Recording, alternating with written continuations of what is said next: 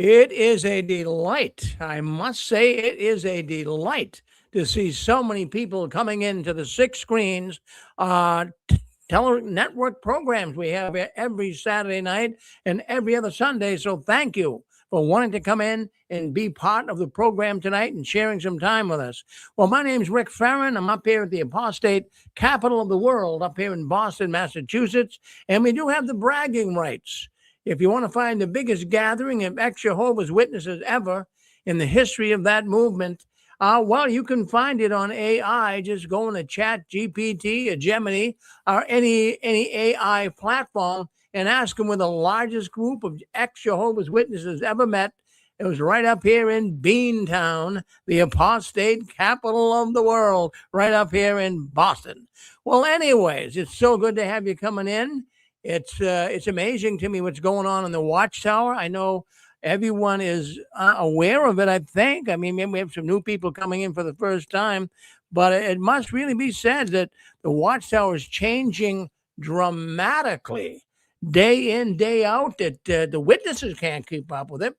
We can't keep up with it, but I tell you what, the ex-witnesses are more aware of the changes in the Watchtower than the active, PME, loyal witnesses. So that's an amazing thing as well. So we'll get into a little bit of story. Then I'm going to bring my friend on from New Zealand. He'll come on in a few minutes. So hang in there, Steve. I see him in the backstage right now. We'll bring Steve on in just a little bit. He wants to tell us some things that are going on over there in New Zealand. But let's take a look and see what's going on behind the curtains of the Watchtower. And I'm first of all going to start off with something that I find we're going to talk about that zone meeting today too, but we'll get into that in just a little bit. But there's a few things I want to discuss first before we get into all of that. And we are watching the Watchtower organization free falling right now. They are definitely on life support. I don't know where they're going to go from here. It really is starting to really come to grips with not only myself, but many Jehovah's Witnesses are wondering what is going on with this Watchtower organization. So we'll be talking a little bit about that as well in a while. But I again welcome you coming in here. This is where ex-Jehovah's Witnesses come to talk.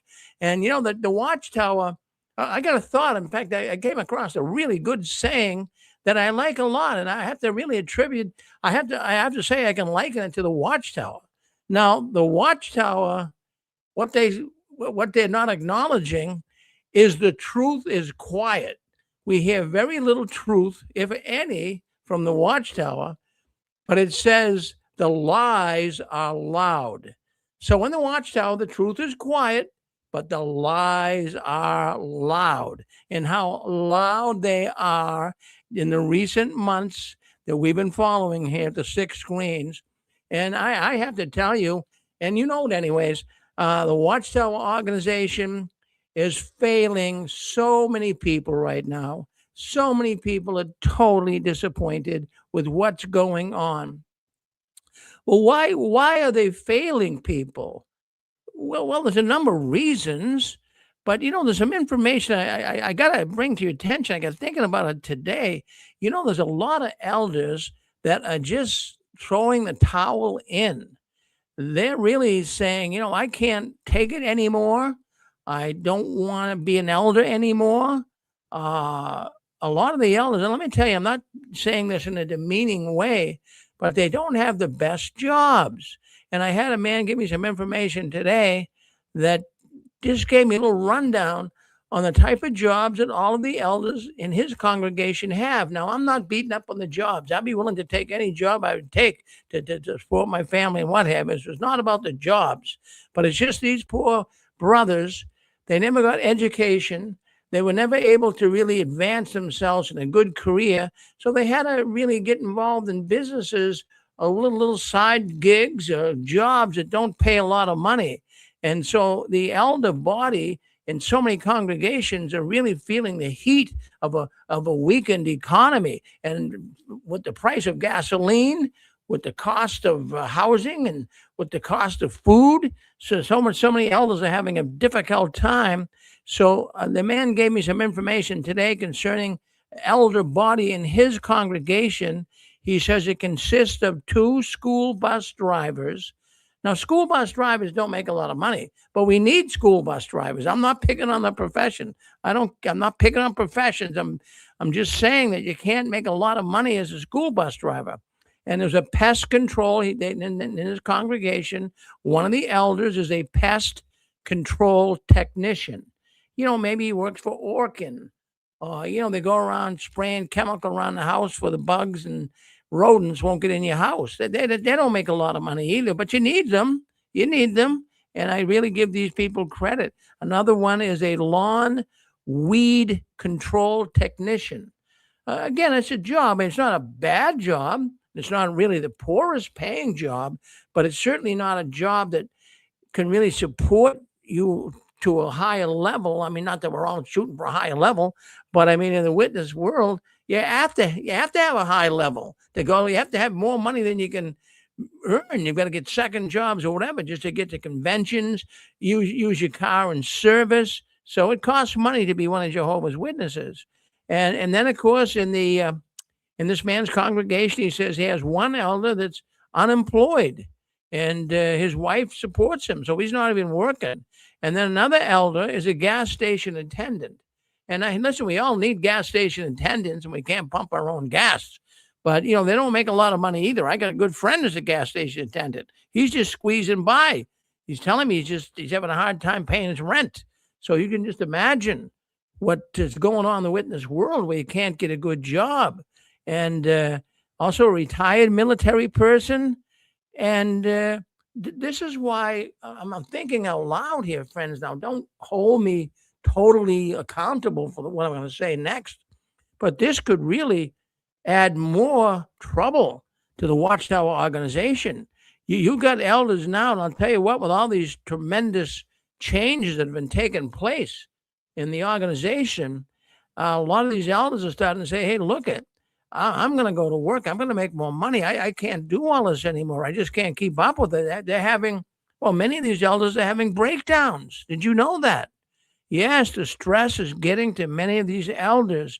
And these guys aren't shepherds anymore. Geez, with all of the work they're trying to perform to keep a roof over their head, the organization wants them going out at least once a week on shepherding calls. And, they can't. How can a man or anybody really that's so stressed out in life, you're up to your eyeballs with difficulties and trouble, how can you go out and be a shepherd? How can you go out and encourage other people when you're practically, dying on the sidewalk? So they never really were shepherds, but it's not their fault. The Watchtower tried to make them shepherds. So what you've got here is you have a bunch of elders that really are getting tired. And look at this good elders too. Not all elders are bad. There's some really, really good elders. I've had some myself, but I know some of them, they didn't have good jobs. They weren't making money. And they had all this added anxiety they're now having to deal with. So I wanted to bring this up tonight. And it really concerns me because the Watchtower is always wanting these elders to do more. And yet at the same time, how is it they can take care of the people in the congregation when they're having a hard enough time taking care of themselves? And for most witnesses, now just stop and think about this. They don't have, if you're not really working for a good company or you really can't afford it, you're not going to get good insurance. You're going to have very poor health care. And if you have to rely on the bottom of the barrel for doctors and what have you, you're going to end up with poor medical advice. So you have a bunch of these elders, many of them actually reaching retirement age. Their savings are gone. They have none. And it's really not their fault. It's really not. The Watchtower put them in a position that Armageddon's coming. Why go out and get a career? Well, why go to school? Not in high school. Why go to like college after high school? Now they're allowing that. Of course they are. Why do you think they're allowing it? Because they're seeing all of the elders that can't keep up anymore. So a lot of the elders, they do not have the skills that are needed in today's world to support themselves. And did you know that many Jehovah's Witnesses are actually living in with one another? Many Jehovah's Witnesses have been evicted. Many Jehovah's Witnesses have got to get together and live with one another. Now, I'm not saying it's epic proportion here, but it is happening from the information that comes in here to the 6 grains. Well, it's really something that I want to discuss with you tonight because I don't think it's going to change. I think it's going to get worse and worse as we go forward. And all of those that really have given to the Watchtower all of their energy, all of their resource, many of them a lot of money, and now the Watchtower is hanging them out to dry. So, elders, if you're listening in, I don't blame you. I don't blame you at all. If you can't get to the meetings, if you can't get to the conventions, don't blame it at all if you can't do a shepherding call. You guys really have gone above and beyond your line of duty for the Watchtower. I mean, even though you understand now that a lot of things they taught you, a lot of their policy that they made so profoundly noticeable in your life, then you had to adhere to it. Well, it's now taken away. Everything seems to be getting different. So, another thing I want to say too, I did some research on AI, and you can do it yourself. But I wanted to see, are Jehovah's Witnesses, I asked AI, are Jehovah's Witnesses poor? Most of the people in the Jehovah's Witness organization poor? And I was really surprised what the AI came back with. As a matter of fact, the AI said they have one of the lowest average household incomes of any religious group, with roughly half earning less than $30,000 a year. $30,000. Half of them are earning less than that. That's not a lot of money today. It'd be very difficult to live on $30,000 a year. Well, especially up here in New England and other parts of the country too, not just here. But rent, mortgage payments, you're looking at $2,000, $3,000, $4,000 a month. $30,000 a year is not going to cut it. Now, AI said one of the reasons why Jehovah's Witnesses are so poor is it's linked to the faith's discouragement of higher education. But within the last 6 months, we know they changed it. So they'll probably have to change it on here, but in AI, but right now they're not, because, that's water under the bridge. And people are talking about that water under the bridge. Now some of the young ones will be able to get an education, and the Watchtower can probably at least start seeing these people make enough money to keep a roof over their head. So, but also AI was saying that, they have to take work in lower income jobs, just like I was saying. And friends, when you're trying to support a family, you got a wife, you got children taken care of, you got your payments you got to pay. You're going to take any job you can get. You can't be picky. You've got to take any job you can get at that time. So poverty is a lifestyle of Jehovah's Witnesses. Now, not all. There are some witnesses that are rich too. But, I found this very interesting. Pew Research. Well, Pew Research, PEW Research, they do research on religions mostly, and they gather surveys and facts about them. And they're saying that Jehovah's Witnesses consistently rank lowest in household incomes in the United States. So, we said that earlier, but according to a impact group or study concerning education, they find that Jehovah's Witnesses have one of the lowest rates of education as well. So now you got, people that really, no, I'm not saying that Jehovah's Witnesses are dumb. I'm not saying that. But I mean, if you have education, you can at least put some feelers out for a better job. But there's no education. They have little money. They can't even take the time off really to go look for a better job. So this is what we're dealing with here, and I'm not in any way trying to make it sound like the poor brothers that are working, it's their fault they can't make money. I'm not blaming them. I'm blaming the Watchtower. There's people listening to this program right now that have fallen through the cracks. They're listening in. I get information from a man today that's 73 years old. I'm sorry, 63 even. 63 years old. And he said that he can't do it. He's not going to be able to retire. He's going to have to, because he's an ex-witness now, but he was saying he's not going to be able to retire. He's going to have to work the rest of his life. Now, that's sad. That is sad. So we're going to talk more about what money in the Watchtower and what have you. That's coming up. But what I want to do is I want to bring my good friend on right now.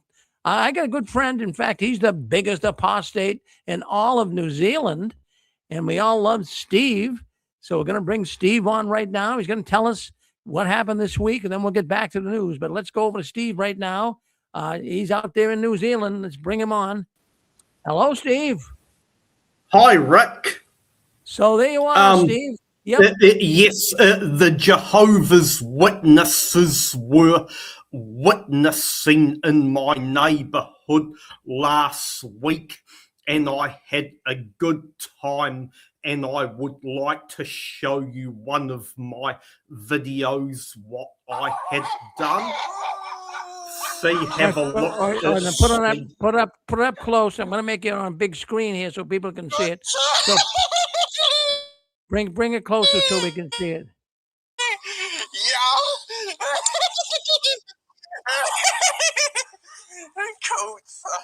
That's good. So tell us, we couldn't get a good picture there, but tell us, Steve, what that's all about. What's going on there?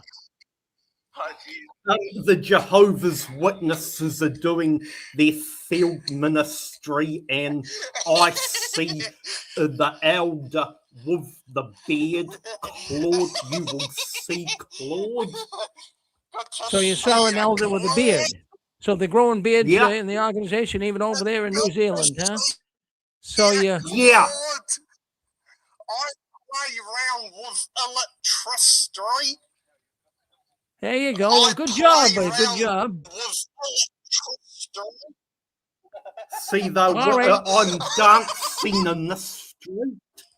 Well, I mean, you're living up to your title, as big as apostate in New Zealand. All right. So they didn't want to listen to you, right? I mean, they left when you went up to them, did they? No. What did they do? Did they shoo you away? I mean, you kind of let them know. No, you can take that. Take the video down now. We want to talk to you. We've seen enough of that because it's not coming in clear. Okay. All right. Go ahead, Steve. Okay. Now, what happened? Okay. So shut that up. I said when they were witnessing in my street, I started dancing in the street with my sign. Well, there you go. So you gave him a whole lot of information about themselves. Well, so we don't have a lot of apostates in New Zealand, but there's your sign. Yeah, Jehovah's organization is under investigation for pedophilia in New Zealand. Governments around the world. Good job, Steve. Good job. You're doing a good job over there. All right. Yeah, we see it. There it is. And I'll show you another video. There was. Well, we don't know. We have no time for another video. We'll bring you on another time for that. Okay. No time for another video. But I just wanted. I wanted to give you. I had a program all lined up, and you called me last minute. I'm sorry. Go ahead.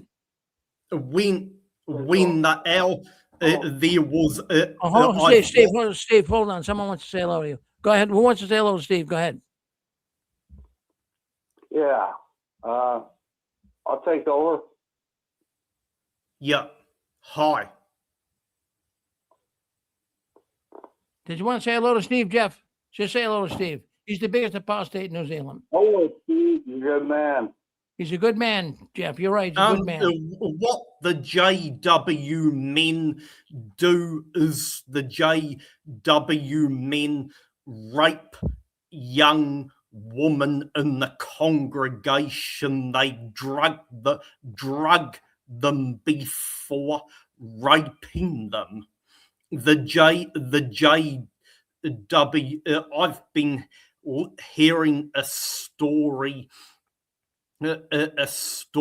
about a JW man who brings girls and teenage girls and young women into the back room, a JW elder, and he does something very dirty. He puts his hand. Yeah, we won't. Steve, we won't go into detail there. But anyways, what I want to do, I want to thank you for coming on. We got to get back to our news, but I want to bring you on. I'll let people know that you're doing a good job over there. Keep up the good work.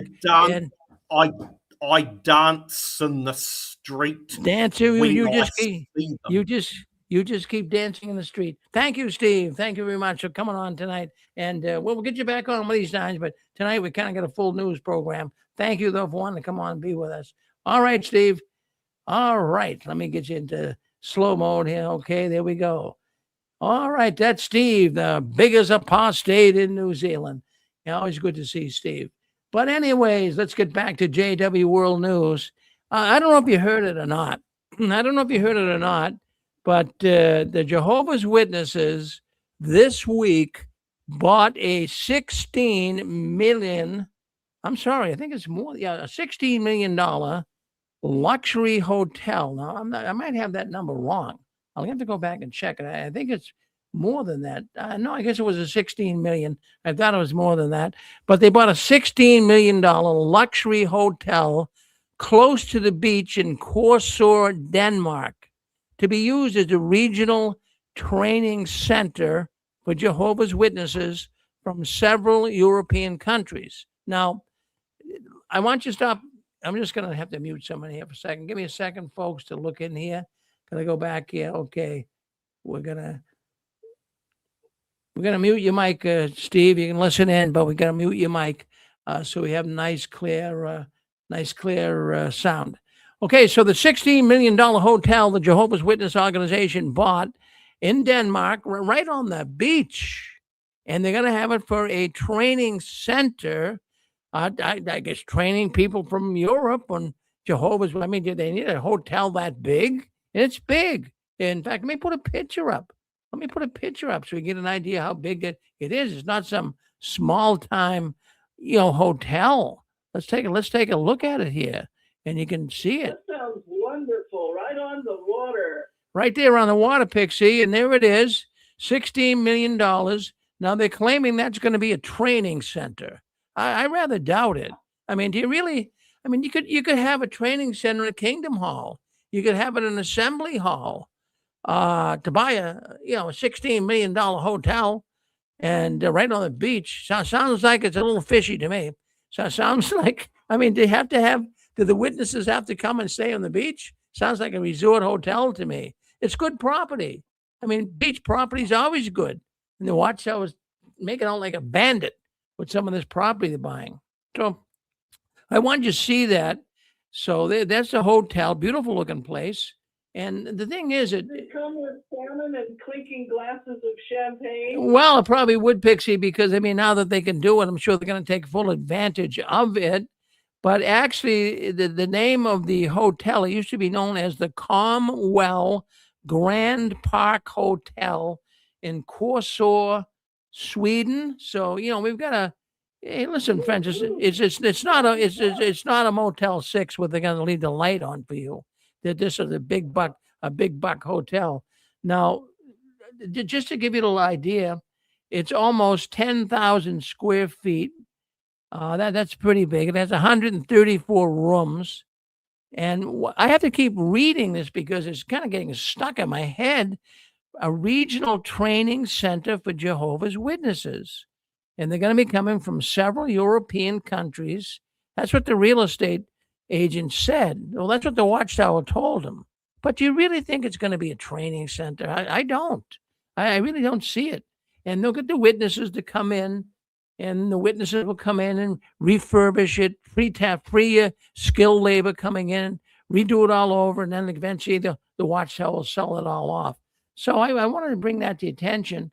But as far as a training center, I think that's BS. I really do. I think the Watchtower has been pulling this stunt for years. I really do. They're buying this. Remember the Geico building in New York, the big media center up in Ramapo. I think this is all a scam of some type. And then hopefully, if it is one, the authorities will certainly come up, knock on the door and say, what are you guys doing? Because this could be illegal, but I'm not saying it is, but it could be. Why does a Watchtower need all these buildings? And they're very expensive buildings. Watchtower's not buying slums. Yeah. It's Maverick here. Yes. I wonder if this is a best serum 2.0, like a luxury best serum for the 21st century. Well, they're buying that. This is not crummy looking property. This is good looking stuff, I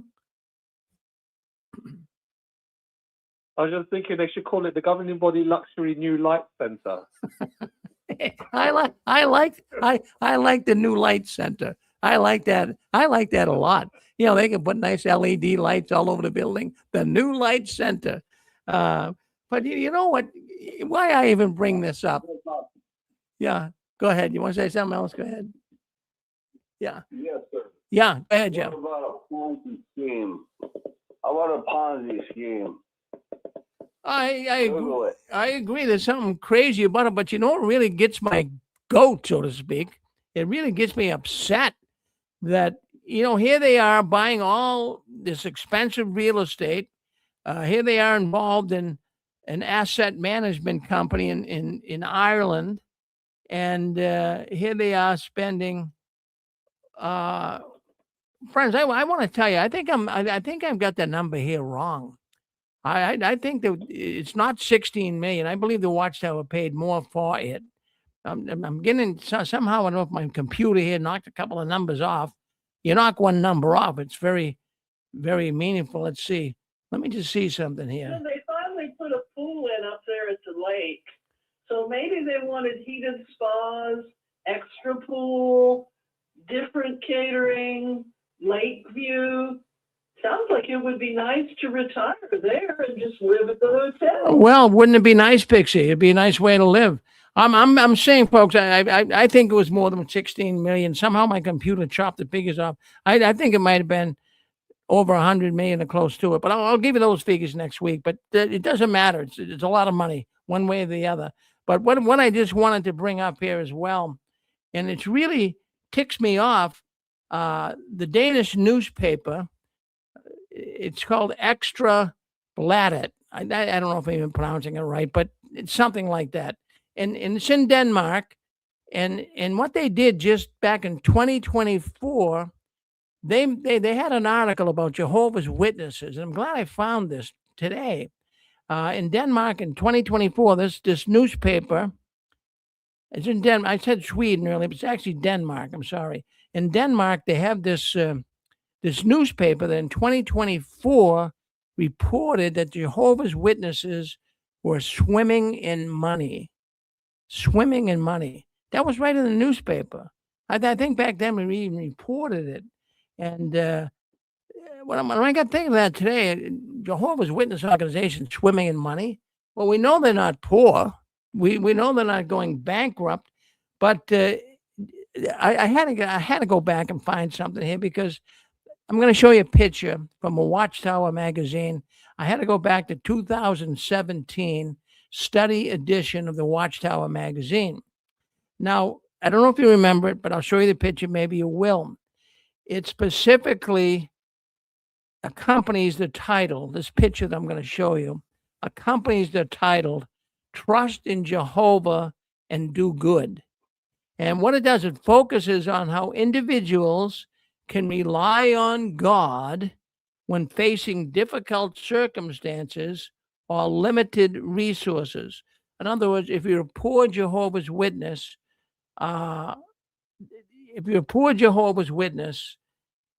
this article is saying that, just kind of go with it, do what you can, give us what you can. It actually even mentioned that in the article, but I want to show you the picture. Let me show you the picture. Then we can keep talking about this because it'll add a lot of color to what I'm trying to say here.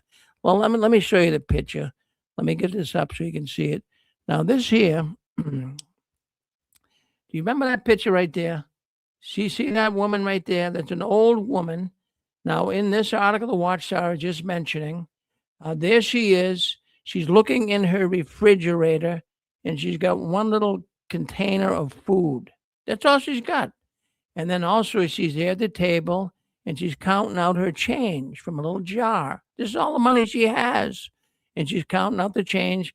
And it's kind of suggesting that she's going to give that money, which she did suggest in the Watchtower, to still donate even though you're poor, is what the article is saying.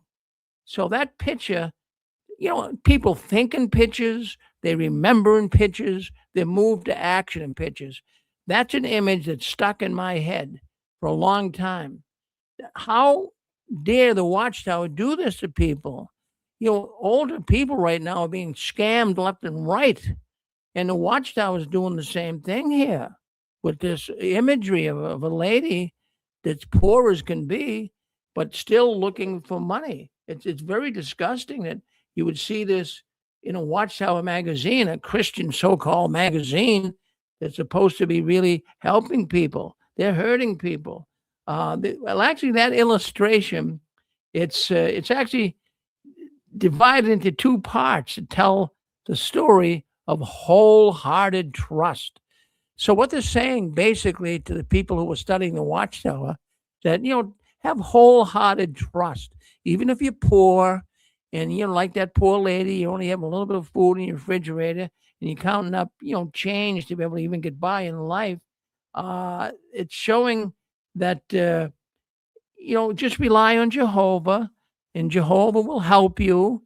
But don't neglect giving to the organization. That article actually encouraged people to give when they're poor. And, that sounds like prosperity ministry to me. These people come on like Joyce Myers and Kenneth Copeland and some of these other people come on, give us your money and you get more money back. And actually, then the Watchtower is not saying we're going to give you money back. God's going to give you money back. But they're saying, give the money and God will bless you. You'll be a friend of God if you give the money. All right, who wants to speak up? You're on with us. Go ahead. Well, hey, let's go with Thomas Hodgins first. That you, Thomas? Go ahead.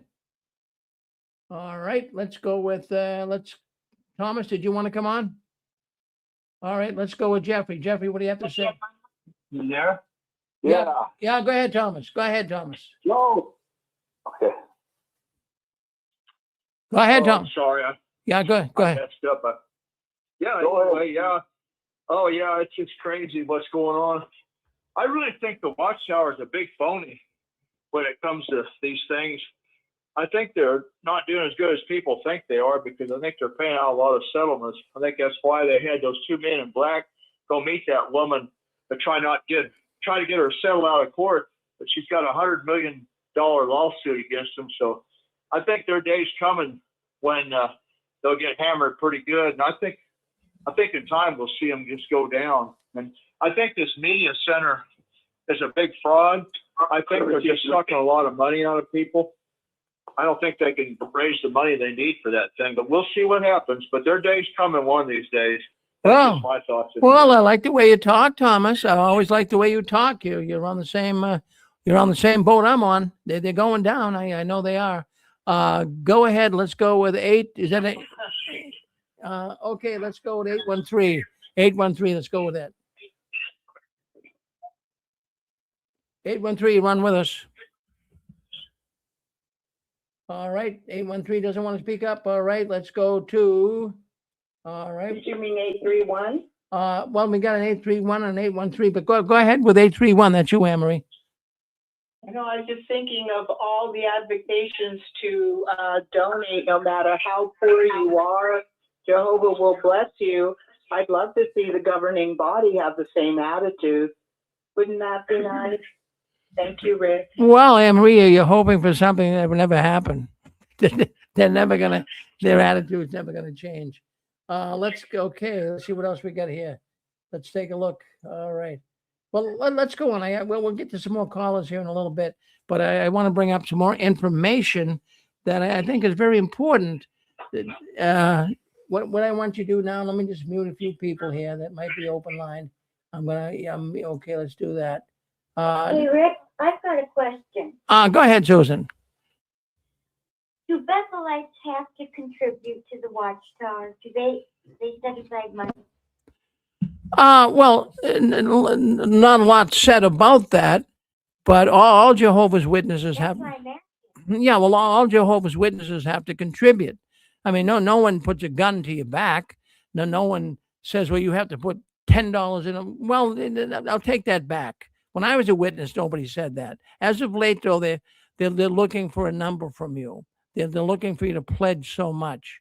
They're trying to get $10 per publisher per month. But does that apply to Bethelites? I've Or never. the governing body? Well, it would apply to all Jehovah's Witnesses. Now, nobody's exempt from donations.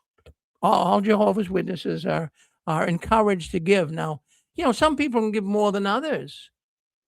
Some people, in fact, I'll tell you what, in fact, one thing I found, because I used to be involved, of course, in territory and money coming in with the literature and all of that stuff. And what I have found in the congregations is sometimes the poorest people give the most. And I was told that once. A lot of poor people give a lot of money. A lot of the rich people don't give too much. But I'm not saying that's a general rule, but at least that was what I was told. And what happened? All poor people have their own kind of prosperity gospel notion. That's not a new religion or belief.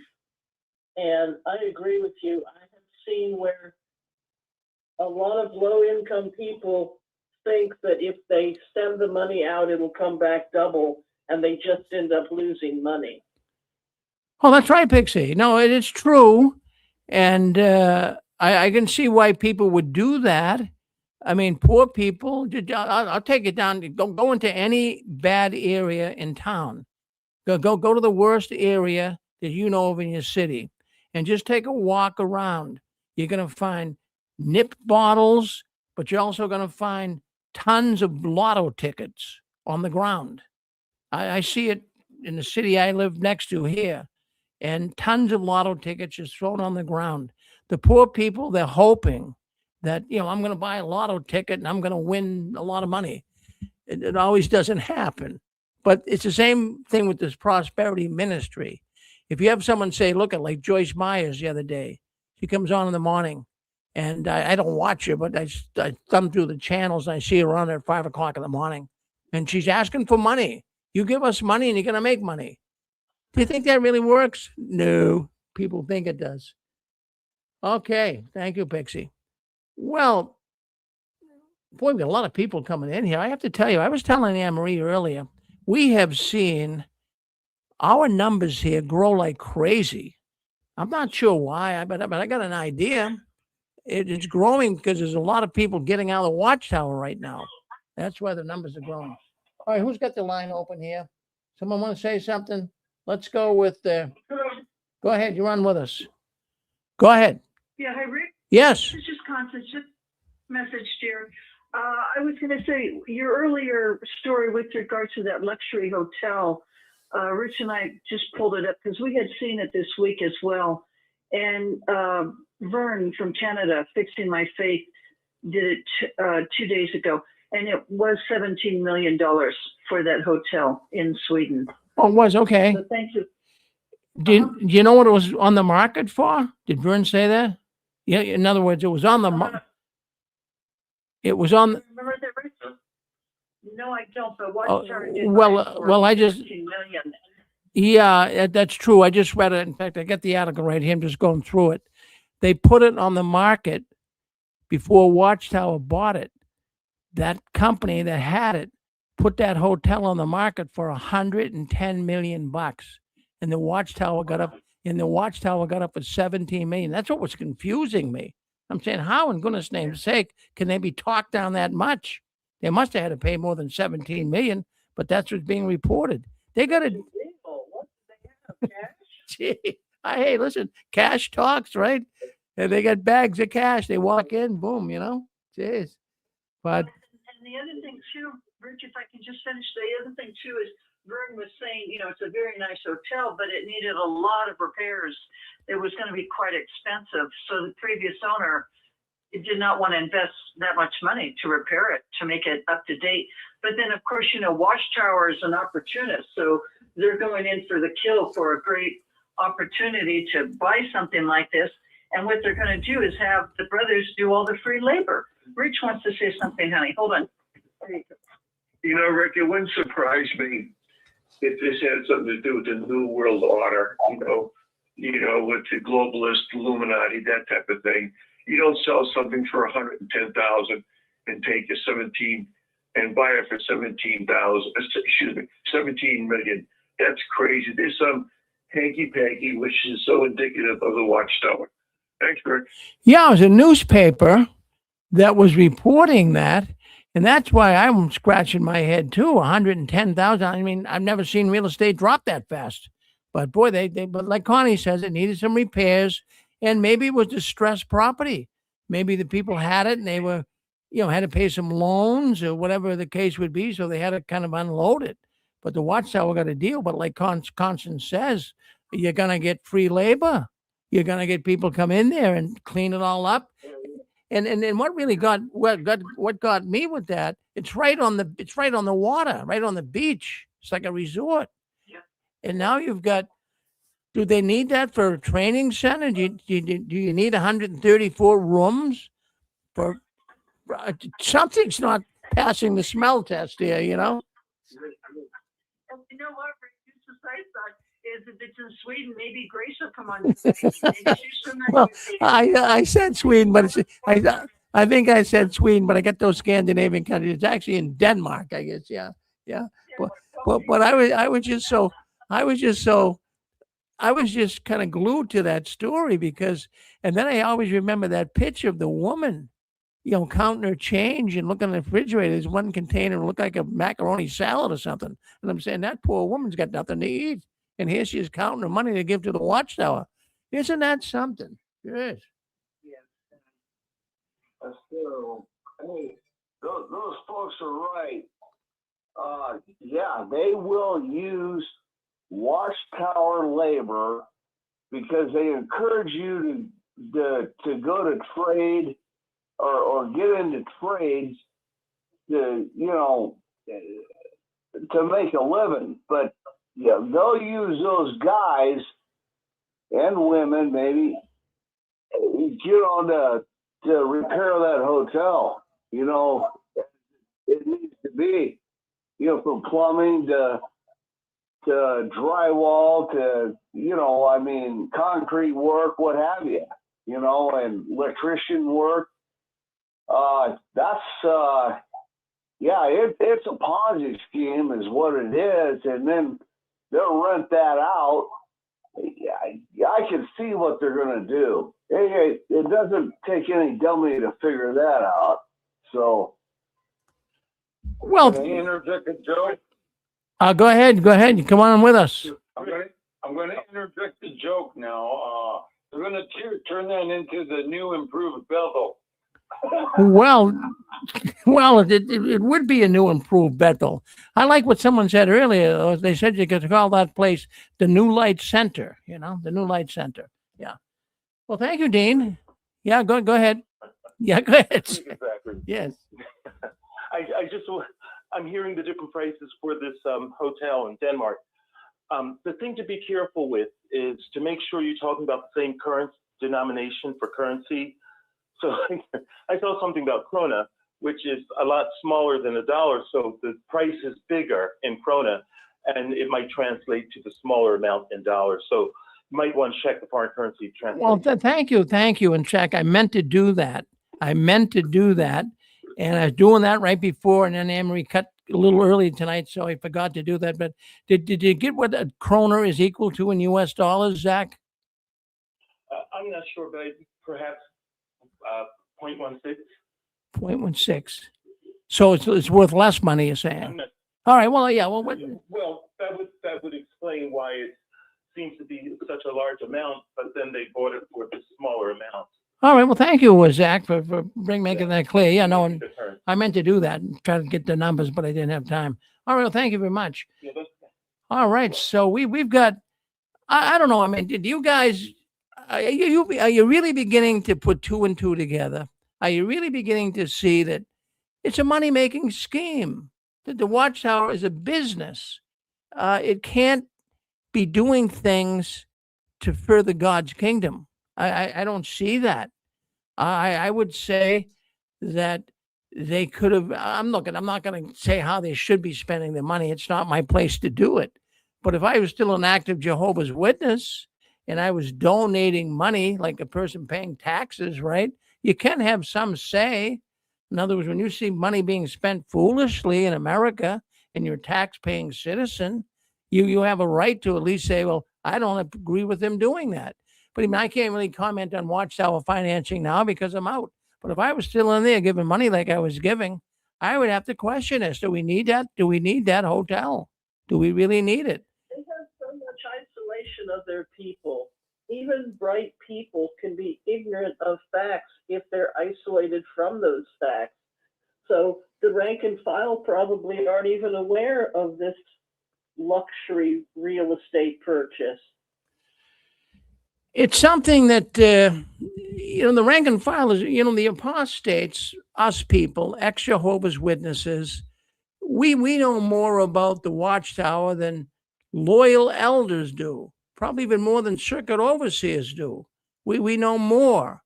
I don't know why, even when I was a witness, I couldn't name two governing body members at the time, but, I can name a number of them now. I didn't know what was going on behind the curtains of the Watchtower. I had no time to even think about it. But now that we're ex-witnesses, it's different. Yeah. Well, we're truly awake and we have time and we don't block from our minds that we can research these things on the internet. We don't have a block against using the internet. And the other day I was going through some business stuff and throwing away stuff from the old shop. And I found it's ironic and a little bit funny. And God bless the brother, whoever Don was. This brother named Don, he'd given my dad 2 of his business cards, and he was savvy enough to print these beautiful business cards. But Don's profession was actually window washer. There's a fact. Well, yeah, that is a fact. And we even mentioned that a little earlier, why a lot of the elders, a man gave me some information this week in his congregation, as I was saying, and he said that I think he said every one of the elders had like low paying jobs. Now, I take any job. If you have to go to work, you would take it and you do the best you can at it. And there's no such, and it's whether you're washing windows, cutting yards, whatever you're doing, do the best you can. It's all a job and you do it gracefully and you do it the way it should be done. But the point I wanted to make with that is all of the elders in this congregation had very low paying jobs. And, I'm not blaming the elders. But they can't, with the high cost of everything right now, a lot of the elders in this congregation, they're falling through the cracks. They can't keep up on the rent. They can't keep up on supporting their family. They got to be taking side jobs. They can't do the shepherding calls. So what's happening is, I don't blame the brothers at all. I know some brothers right here that were really my good friends that had really lousy jobs. They couldn't make a lot of money. And I blame the Watchtower for that. But that they're changing their position. They have my compassion. But the irony of it is that here's this good upstanding brother, and he was proud of his job, and he's got a business card as a window washer, whereas in the big world, your dentist has a card like that. Whereas somebody's a technical writer, they have a card like that. We were so isolated from the big world. So the rank and file aren't probably going to know about the luxury property. I would rather think they don't. I don't think they're even totally aware of it. And, just on the window washing thing, that job always seems to be picked on. Oh, window washer. Well, let me tell you something. If you're a window washer and you're getting up on this scaffolding and getting up cleaning windows on a high-rise building, those guys are making serious money. I mean, serious money. So, I'll tell you what, it's a great little job for someone. I was in a donut shop the other day, and there was a man there, and he's retired, and he's got a little bucket there, and he goes in, washes the window in this store. He probably picks up 40, 50 bucks, goes to the next store. It's a great little job. He didn't have to kill himself. It's easy too, So I'm not picking on these jobs, but I'm picking on the Watchtower. There's certain jobs that don't pay a lot of money, and that's a fact. But boy, if a person has a little education or they have a skill, the Watchtower wouldn't even encourage a young person, girl or boy, to get a skill. When was the last time you heard the Watchtower say, "Oh, really? Wouldn't it be nice if you could become a carpenter or a plumber?" Oh no, they want you to become a pioneer. No, they don't want you to get a skill. They don't want people. They don't want people rich, or at least making a good income. Why do they? They want people busting their butt, so they spend so much time, going to work, going to the meetings, that they have no time to even think about anything else but the Watchtower and work. That's it, period. Hello, Rick. Yes. I was going to say, my heart goes out to all the brothers and sisters that are really struggling. I mean, inflation has hit everybody. Now, I came from California, and when you're in California, you just sort of take it for granted that the gas is expensive and everything is expensive. Excuse me, but it wasn't until I got out here in South Carolina. When I left California, the price of gas was $5 a gallon. I get out here and it was $2.20 a gallon.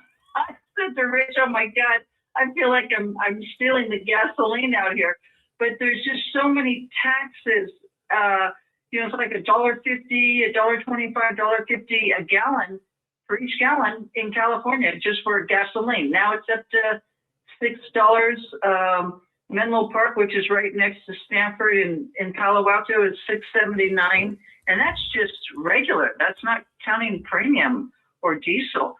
And that's just, Rick, that's just gasoline. And then, of course, they want to start charging 8 to 9 cents for every gallon that you drive. The governor out there wants to do that. But California, these brothers and sisters in California have to be drowning. And I'm being really honest about this. If you're making $150,000 on up, you're doing okay. If you're making less than that, you're making $30,000 a year, forget it. There's no way you can survive in California. There's no way. Absolute. With the inflation, with all the taxes, with the rents.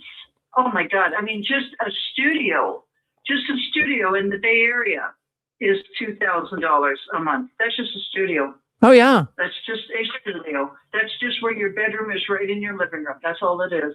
And I'm sure it's going up, up, up because, most people are just trying to survive in California. They really are. So Rich wants to say something. Yeah, Rick, there are some elders that love the power that they can disfellowship somebody or reinstate somebody. But there are a lot of elders that really love the congregation and really try to do well by them. But they get burnt out. I had a house, as you know, Rick, that was right across the street from the Kingdom Hall. So when I came home from work, I would look in the parking lot and I'd see 3 elders' cars that I recognized and maybe 2 other cars. Well, there was some judicial thing going on, I'm sure. And they were always there. These brothers did not have a life and they get burnt out. I can remember working for a remodeling company, all elders and servants, and we have a few beers every once in a while. But it don't tell you, this brother's doing this, that brother's doing this. I didn't get home from a judicial meeting till 11, 12 o'clock at night. They're burning them out. And if we didn't come up with, I think, this is way back in the 80s, right? The late 80s, 90s. I think we needed $700 to keep the lights on, to keep all of our obligations. And when the congregation didn't come up with the $700, the elders were digging really deep into their wallets. So we'll point fingers at the elders at times, but a lot of those elders are good people, burnt out, and I wouldn't be surprised if a lot of them are quitting right now. Thank you, Rick. Well, thank you, Dick. And they are. They are. The information I got from this man this week in this congregation, he says it's terrible. He says that they're so burnt out they can't do it anymore, and they're falling behind on a lot of things. So that's why, friends, listen. You're wondering why the Watchtower is making changes. You're wondering why you can now go to higher education. That's the reason. Don't you think a lot of these elders are saying to the organization, I can't do it anymore, governing body members. I can't do this anymore. My family's suffering. And then even, for the Watchtower to put the burden of going to a convention in the summer, the conventions will be coming up here soon, the end of May. Now to go to a regional convention, hotels, you don't get hotels anymore for $39 a night. Those days have gone the way of the buffalo. So you got a guy with his family. It's going to cost him if he's got to travel, say, 100 miles. I remember years ago, I used to travel sometimes 300 miles to go to a convention. They don't do that like they used to because people couldn't afford it. But even if you have to go, 50 miles or 100 miles and you stay in a hotel, food for the family, gas for the car, forget about it. You put yourself in debt, you could spend $1,000 easy. So, when we're seeing things, that's why the Watchtower is making all these changes. Go ahead, you're on with us. Rick? Yeah. Rick? Yes. Hi, it's JJ again. Yes, JJ. Hi. I thought I'd get in early tonight because it's late here in the UK. Just in line with what you guys have been talking about, my experience, because obviously I was brought up as a witness, and it certainly is true to say that most working men within the congregation were what we call over here self-employed. So they were either builders of some kind involved, but just like you've mentioned, a high proportion of them were window cleaners. We have what they call a water-fed pole system over here. So they can use their vans and literally purify the water and wash the windows. And some of the brothers made a good living out of it. But the reason for it was simply that it allowed them to decide for themselves how they were going to use their day. So the pressure was on from the congregation through the elder arrangement. A lot of these brothers were elders anyway. But, when there was the call to do pioneering for a set month or when to do a build, then these brothers would make themselves available, often at great cost to themselves, because they had to give up earning a living in order to give up their free time for theocratic activities. And you are right. A lot of what you say, Rick, is correct. I was there. I witnessed it.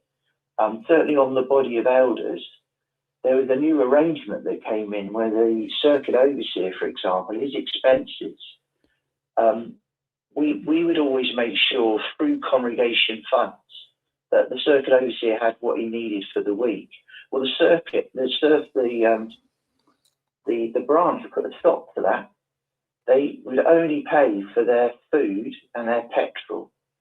And so the brothers had to dig into their own pockets and volunteer money. And they would donate it in a card or whatever and give it to the circuit overseer and say, thank you for your visit. But we'd have a bit of a whip round.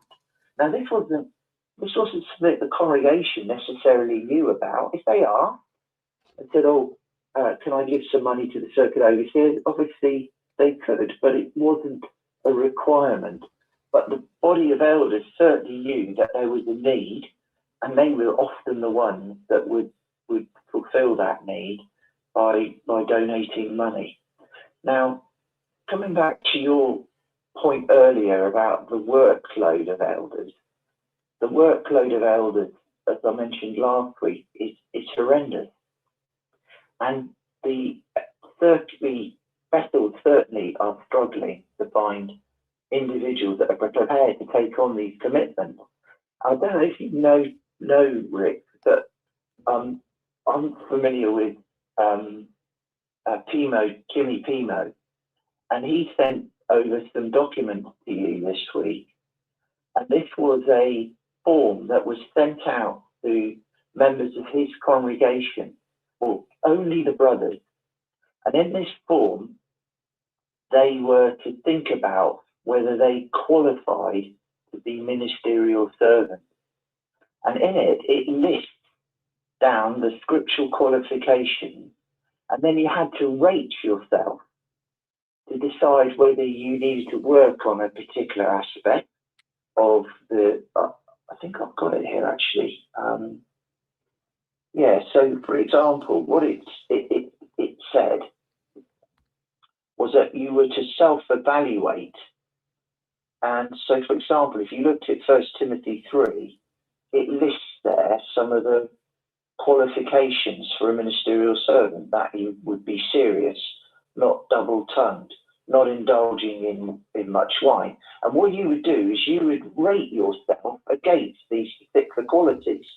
Titus, for example, talks about not being arrogant or not being quick to temper. And it says in this self-evaluation, you put an A to state whether you need to work on it, or an R to say that you were reasonable in this particular quality, or E if you were exemplary. And you were to study this form, and then through prayer and self-evaluation, fill it out and give it back to your body of elders.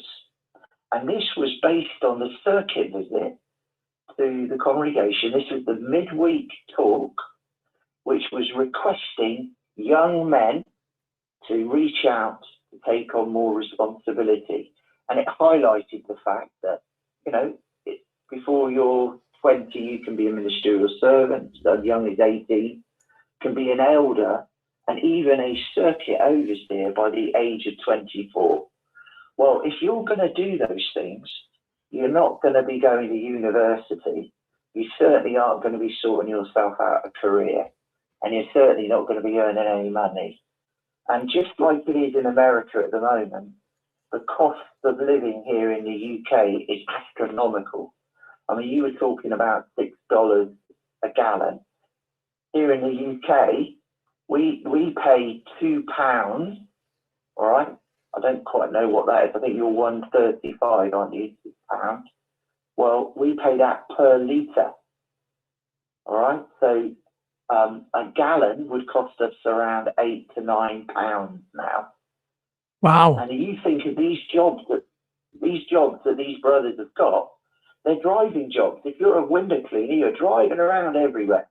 And you're a builder, you're driving around everywhere. It all involves. And you think also, if you're a pioneer, you're driving around everywhere. It's costing you a fortune. And it's all coming out of very little funds that you might have. So I can say absolutely my hand on my heart, from my own personal experience of being on the body of elders, living within the congregation, and even myself, my own personal experience. I was self-employed. I did exactly these things. I worked for myself. I gave up my time for theocratic activities, and there was a cost to that. And you kind of did it because you thought you were doing the right thing. But now I know that is just, it's all a load of baloney. And when you hear stories like they're buying these hotels, and you know what's going to happen, you know they're going to call in labour to turn this hotel over and make a profit. It's obvious what's going to happen. There's no doubt in my mind that they're there to see an opportunity to make money. And they've done it time and time again. They have a track record as long as they're armed. But I will say to you now that the witnesses are losing grip, because a lot of the older brothers and sisters like myself have walked, because we see it for what it is. And now they're trying to con the younger ones within the congregation to give up their lives too. And it's about time. As you say, You know, they're done, they're cooked, get them off the grill, they're finished, Yeah. and let's get out of it. Well, JJ, you're right. You know, you got me thinking about the real estate too. It just popped into my head. You know, there's a show on TV about house flippers and how they buy distressed property and they paint it up and clean it up and they sell it for, you know, more money. That's the Watchtower is basically real estate flippers. They're buying distressed property, fix it up, and selling it. That's what they are.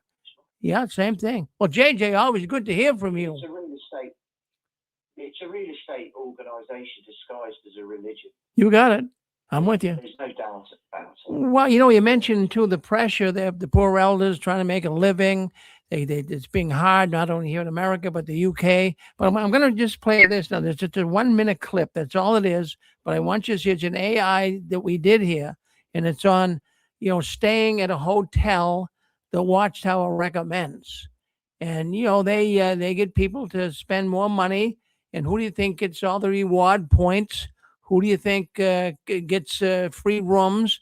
They get a lot of amenities from these hotels for putting them on the list to stay at when people go to convention. But just listen in. I want you just, there's a 1 minute clip. That's all it is. Jehovah's Witnesses believe their organization to be financially modest.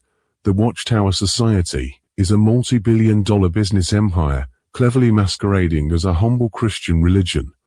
One such means of financial gain is the annual district convention, a pseudo-spiritual event, which is nothing more than a colossal fundraiser and scam.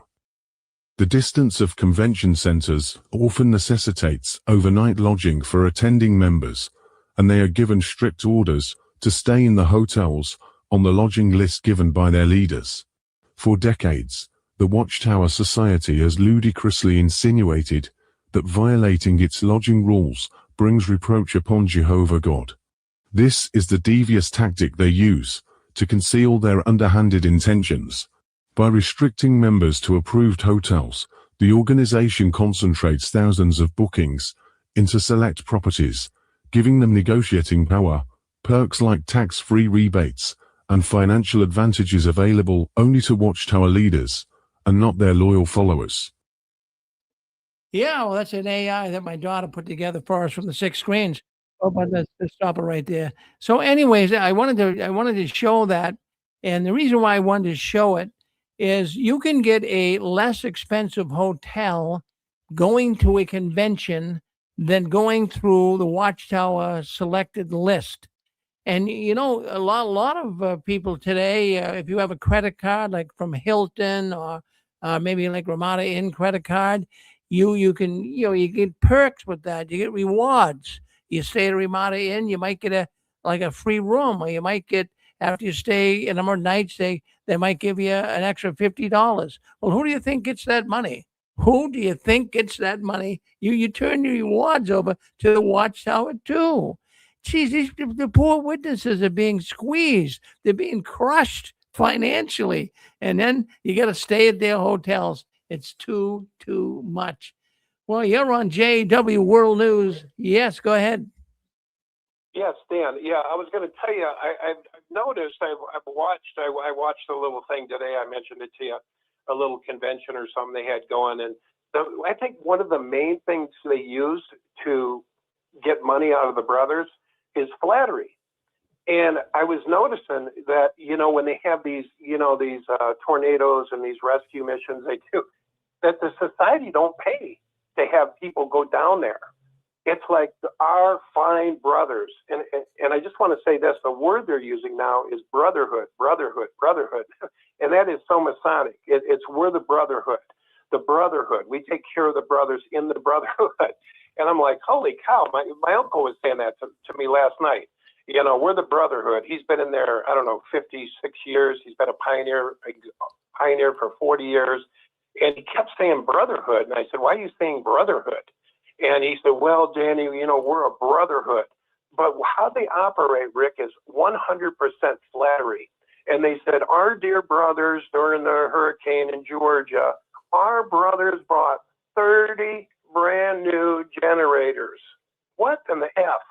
Our brothers, the society, the $1 million, billion-dollar organization who buys land and flips, buildings and, couldn't provide some generators, and they only worked on the house. Maybe there was a house they saw and they lifted a tree limb off, but it was the brotherhood. Our dear sister cried when the brothers showed up at her door. Yeah, and the brothers took it out of their own pocket.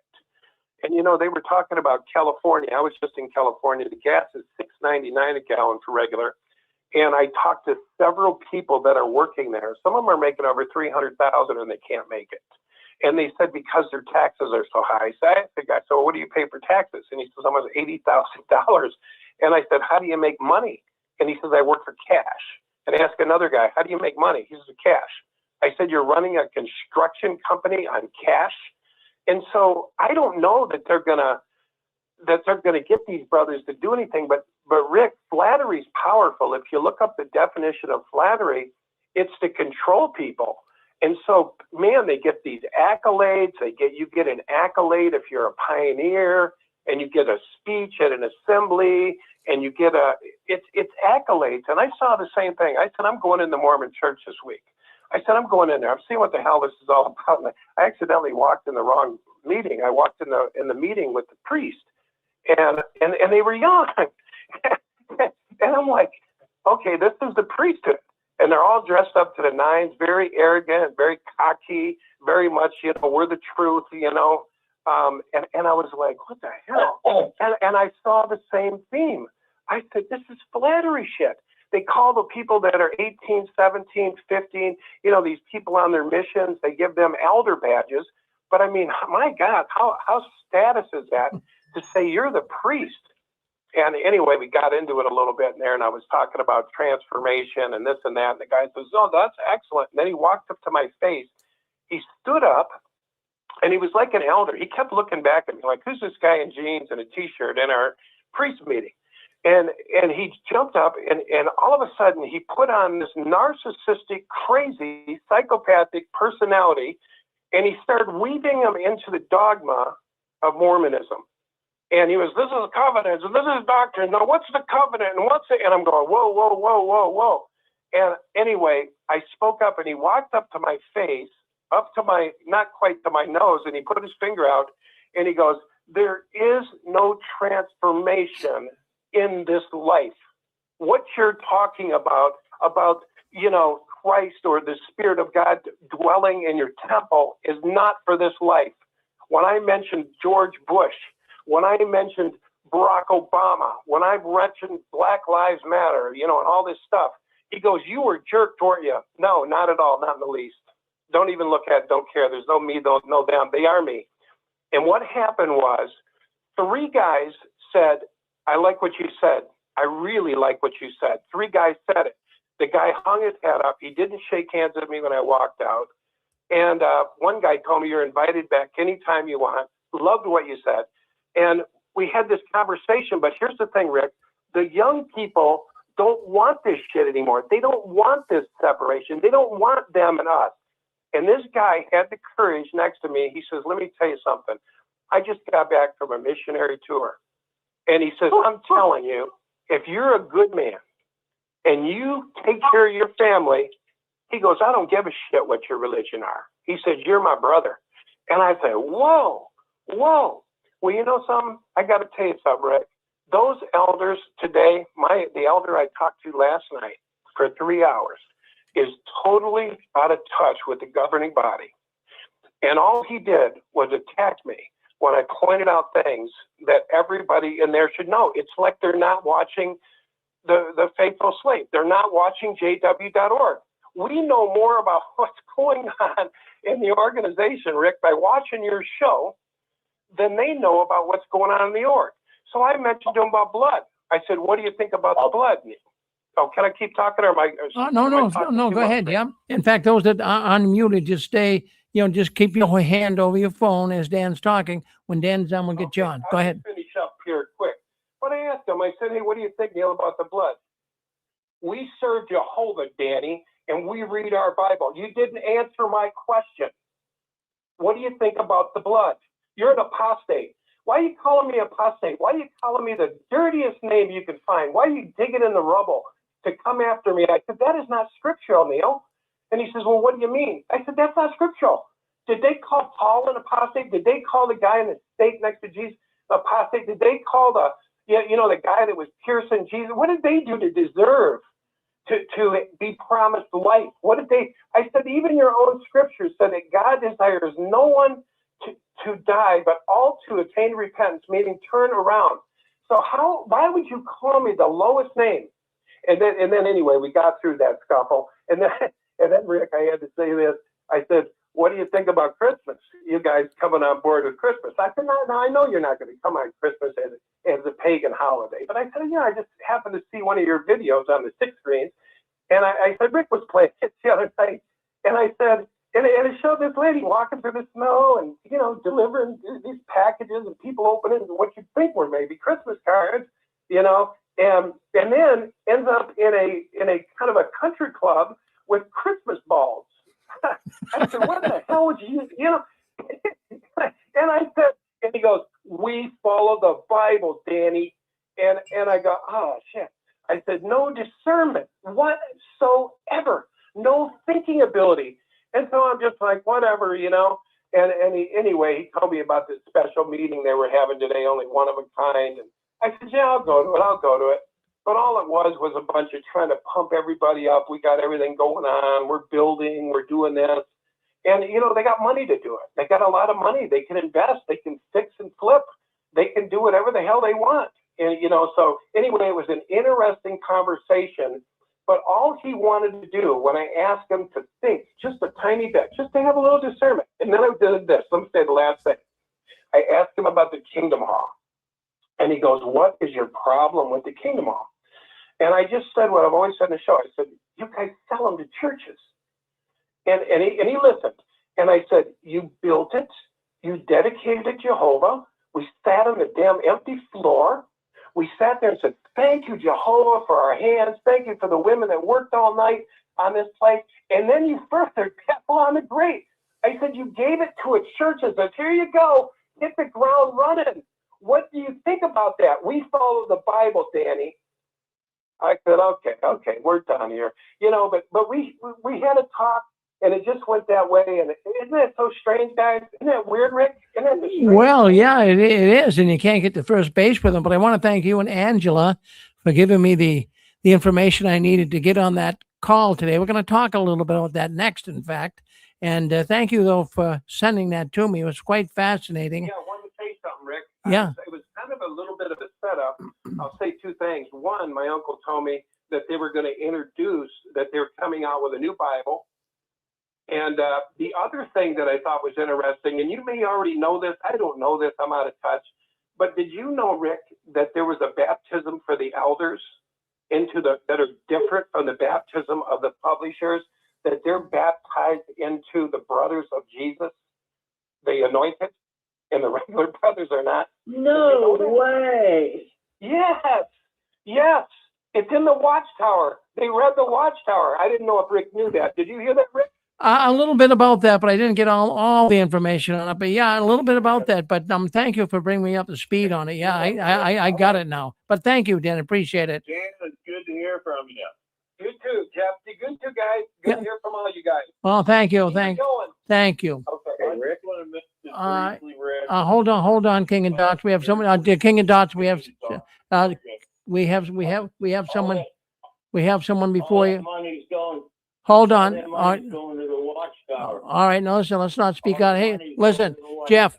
Listen, we have a lot of people who want to speak up, so we have to go in turns here. Rick and Steve. I'm Steve. Before I've been bringing you on, I got another person I got to bring on. It's been waiting for a while. 330. You're on with us. Go ahead.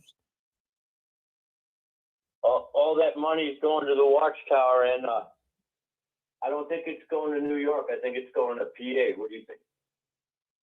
I'm not sure where it's going, but it's going in somebody's pockets and high up somewhere. Okay, go ahead. We got King of Dots. You're on with us. I'm always brief, as you know.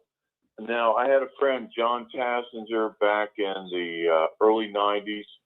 He had to do, what do you call it, where you sit down, you have your blood purified because he had dialysis. I actually have one of my wife's relatives right now has been on dialysis 25 years. It's a modern miracle, quite frankly. But again, Watchtower allowed dialysis, which at one time was not permitted because the blood leaves the body and comes back in. Now, this new thing that Watchtower is doing, you can take your own blood out and store it. This is literally a sleight of hand. They've always pretty much allowed that with dialysis. And for them to sit back and say, look at what we've done, it's actually a farce. It's an insult to my intelligence, quite frankly. That's all I had to say, Rick. Well, that gives a little more insight onto it all. I did hear about that. And when you do have, when you get on a dialysis machine, you're right, there's blood involved with that. But you see, this is where the Watchtower is really going to have a lot of trouble in the future. How do they explain that to a court? How would they do that? See, this is what they're going to have a real problem with. Going back and picking up crumbs on the trail, it's not going to work for the Watchtower. It really won't. Thank you, King of Dots. Appreciate it. All right. Okay. Well, anyways, let's get into this. They had a zone meeting today. This was supposed to be the big thing of the year. If you get on Reddit and some of these forums online where Jehovah's Witnesses, ex-Jehovah's Witnesses talk, and some of the things they're hearing from their PMO relatives and friends, they had a big branch meeting today, and all the Jehovah's Witnesses and the branch of USA, America, were invited to go to the meeting today, and half of them are going to go today, and evidently half are going to go tomorrow. So it was on Zoom, and my wife Susan and I, we watched it. Susan took notes on it, and I was waiting for, because everyone was saying there's going to be some really big announcement, and they always do that, right? But I didn't want to say a thing about it because I didn't want to get caught in the rumor mill. But I heard about this even last week, made a little comment about it. But, it's always a nothing burger.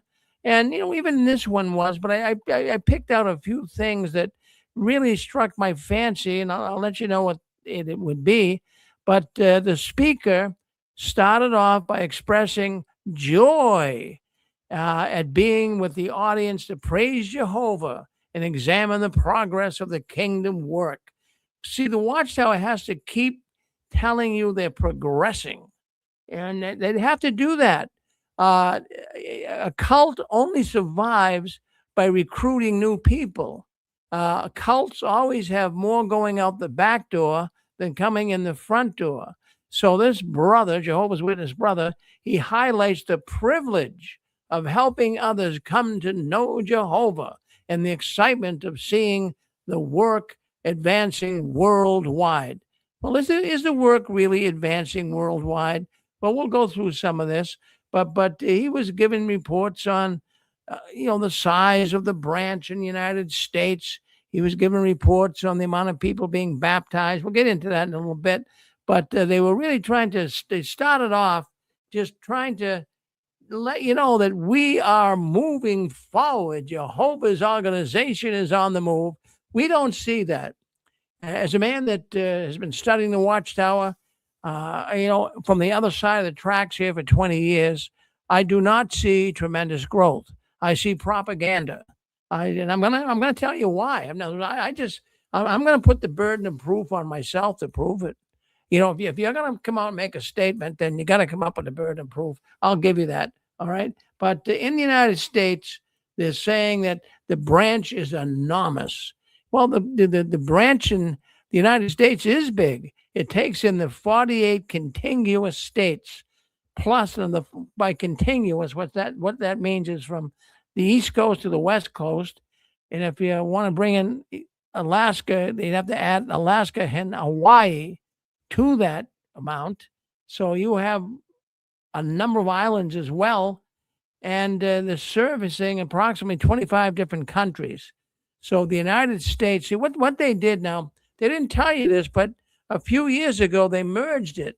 At one time, the branch office in the United States only was, United States, Hawaii, and Alaska. Now, this is probably going back 8-10 years ago. So then what they did is they brought a bunch of these places in that they wanted to add more numbers to the branch so that they could say, look, we are growing. So they added 25 well, 24 more different countries to it. So, obviously it's going to inflate the number, right? So that's one way they did it. And so the brother was saying that there's thousands of kingdom halls in the branch of the United States, and there's Bethel homes and offices and translation facilities. Well, there is all that. But here's what look at. You got to read between the lines. You got to look below the surface. So he says in 2001, there were 191 regional conventions. Well, let's roll the clocks back. To 2001. In 2001, where were they having these conventions? They were having them in large arenas, like the Coliseum, like Qualcomm Center out in California, like maybe not Yankee Stadium, but bigger stadiums, Veteran Stadium, Pennsylvania. And so they, just back in 2001, it'll be about 15 years ago, right? So about a little more than that, 17, 18 years ago. Well, what you have here is larger arenas. So this man is so willing in his talk today.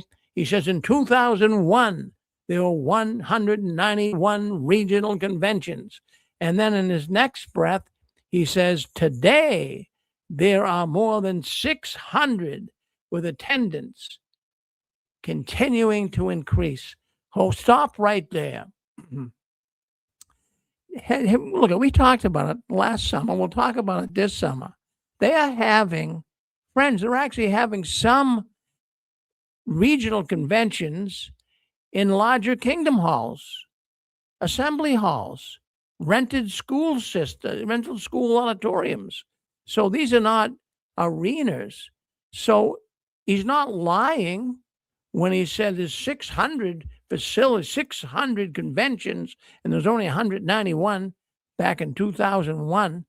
Well, I mean, we're talking apples and oranges here. Why does he talk about the attendance rather than talk about the amount of conventions? Talk about the attendance. It's because the attendance dropped. They used to get 50. I remember going to Veteran Stadium 20 years ago, and they were getting 50,000 people in a stadium. They're lucky now in an assembly hall they get 1,500 people showing up for a convention. So it's really not the whole truth, but it's part the truth, right? So this growth, he says, is presenting clear proof of Jehovah's blessing. Well, you can read through that, right? You got to look below the surface. Now let's go into disasters. So he talks about, first of all, they talk about how the whole world of Jehovah's Witnesses is on the move, growing like crazy, enormously. And then the next talk they have is concerning disasters and how disasters around the world are increasing, not only in number and severity. Well, I kind of believe that with the way weather is, so I'll go along with that. But then he goes on to say the organization forms relief committees and organizes thousands of volunteers. Well, of course they do. They claim 1 million people in this branch and 9 million worldwide. So yes, there's people that they can organize and become volunteers. I mean, people are used to being volunteers for the Watchtower, right? Whatever Watchtower tells you to do, you do it. So they're volunteers. So now this is, but you got to listen closely. You got to look below the surface here. So then the man, I'm going to say brother, I'll speak in that vernacular, so stay on the same page here. So the man says the organization forms relief committees. Okay, I just read that. And then he says the brothers show unparalleled selfish love, unparalleled love for these brothers in Jamaica. In this particular case, they were talking about what happened in 2025 in Jamaica, Hurricane Melissa, and it really, really did a job on Haiti and Jamaica. So he was talking about disaster relief. So he said, for example, after a major hurricane in Jamaica, a request for 60 generators was sent to the congregation, and within 24 hours, the brothers donated 130 new generators. Well, I'm not going to knock it. I think it's nice they did that. In fact, I know it's nice they did that. It's a nice gesture. But who do you think got the generators? You know, they don't really say here that, you know, we all the poor people in Jamaica, their churches were destroyed. They had no food. They had no electricity. The ones who got the generators were, first of all, I'm sure they went to the mucky muck Jehovah's Witnesses in Jamaica. Maybe there's not that many there, but they went to the people at the top of the organization first, and then it went to people, but it wasn't given at random. I mean, I don't know that for 100%, but I just know that's not how it's done in the Watchtower. They're only going to help their own people. But then it goes on. So let me read this to you. Volunteers from the U.S. are traveling to Jamaica on 4-week assignments. All right, so that's good. I mean, I'm not. How are you going to pick on that? You can't pick on people that are trying to help people. I'm picking on the Watchtower here. They're the ones taking all the credit, and the witnesses are doing all the work. But anyways, the speaker. This is when I heard this. This really rattled my cage, as I would say.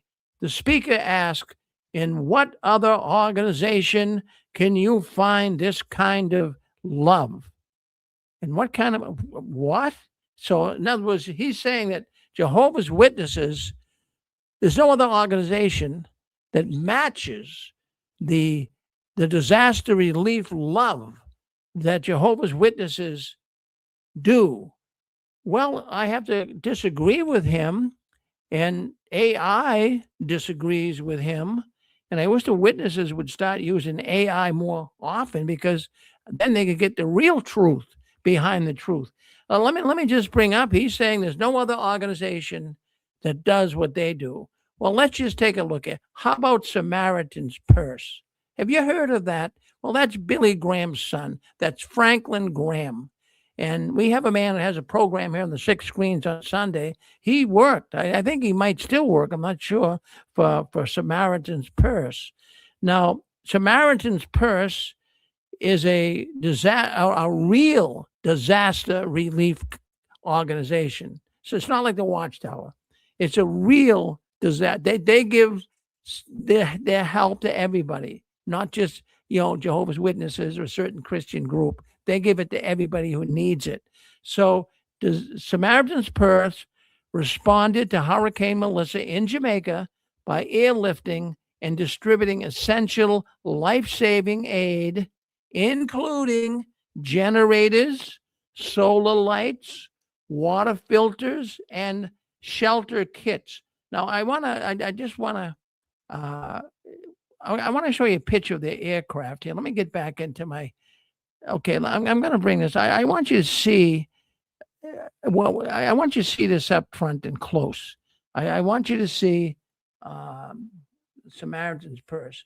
This is look at this. You can see it right there. That's an airplane. That's a big cargo airplane.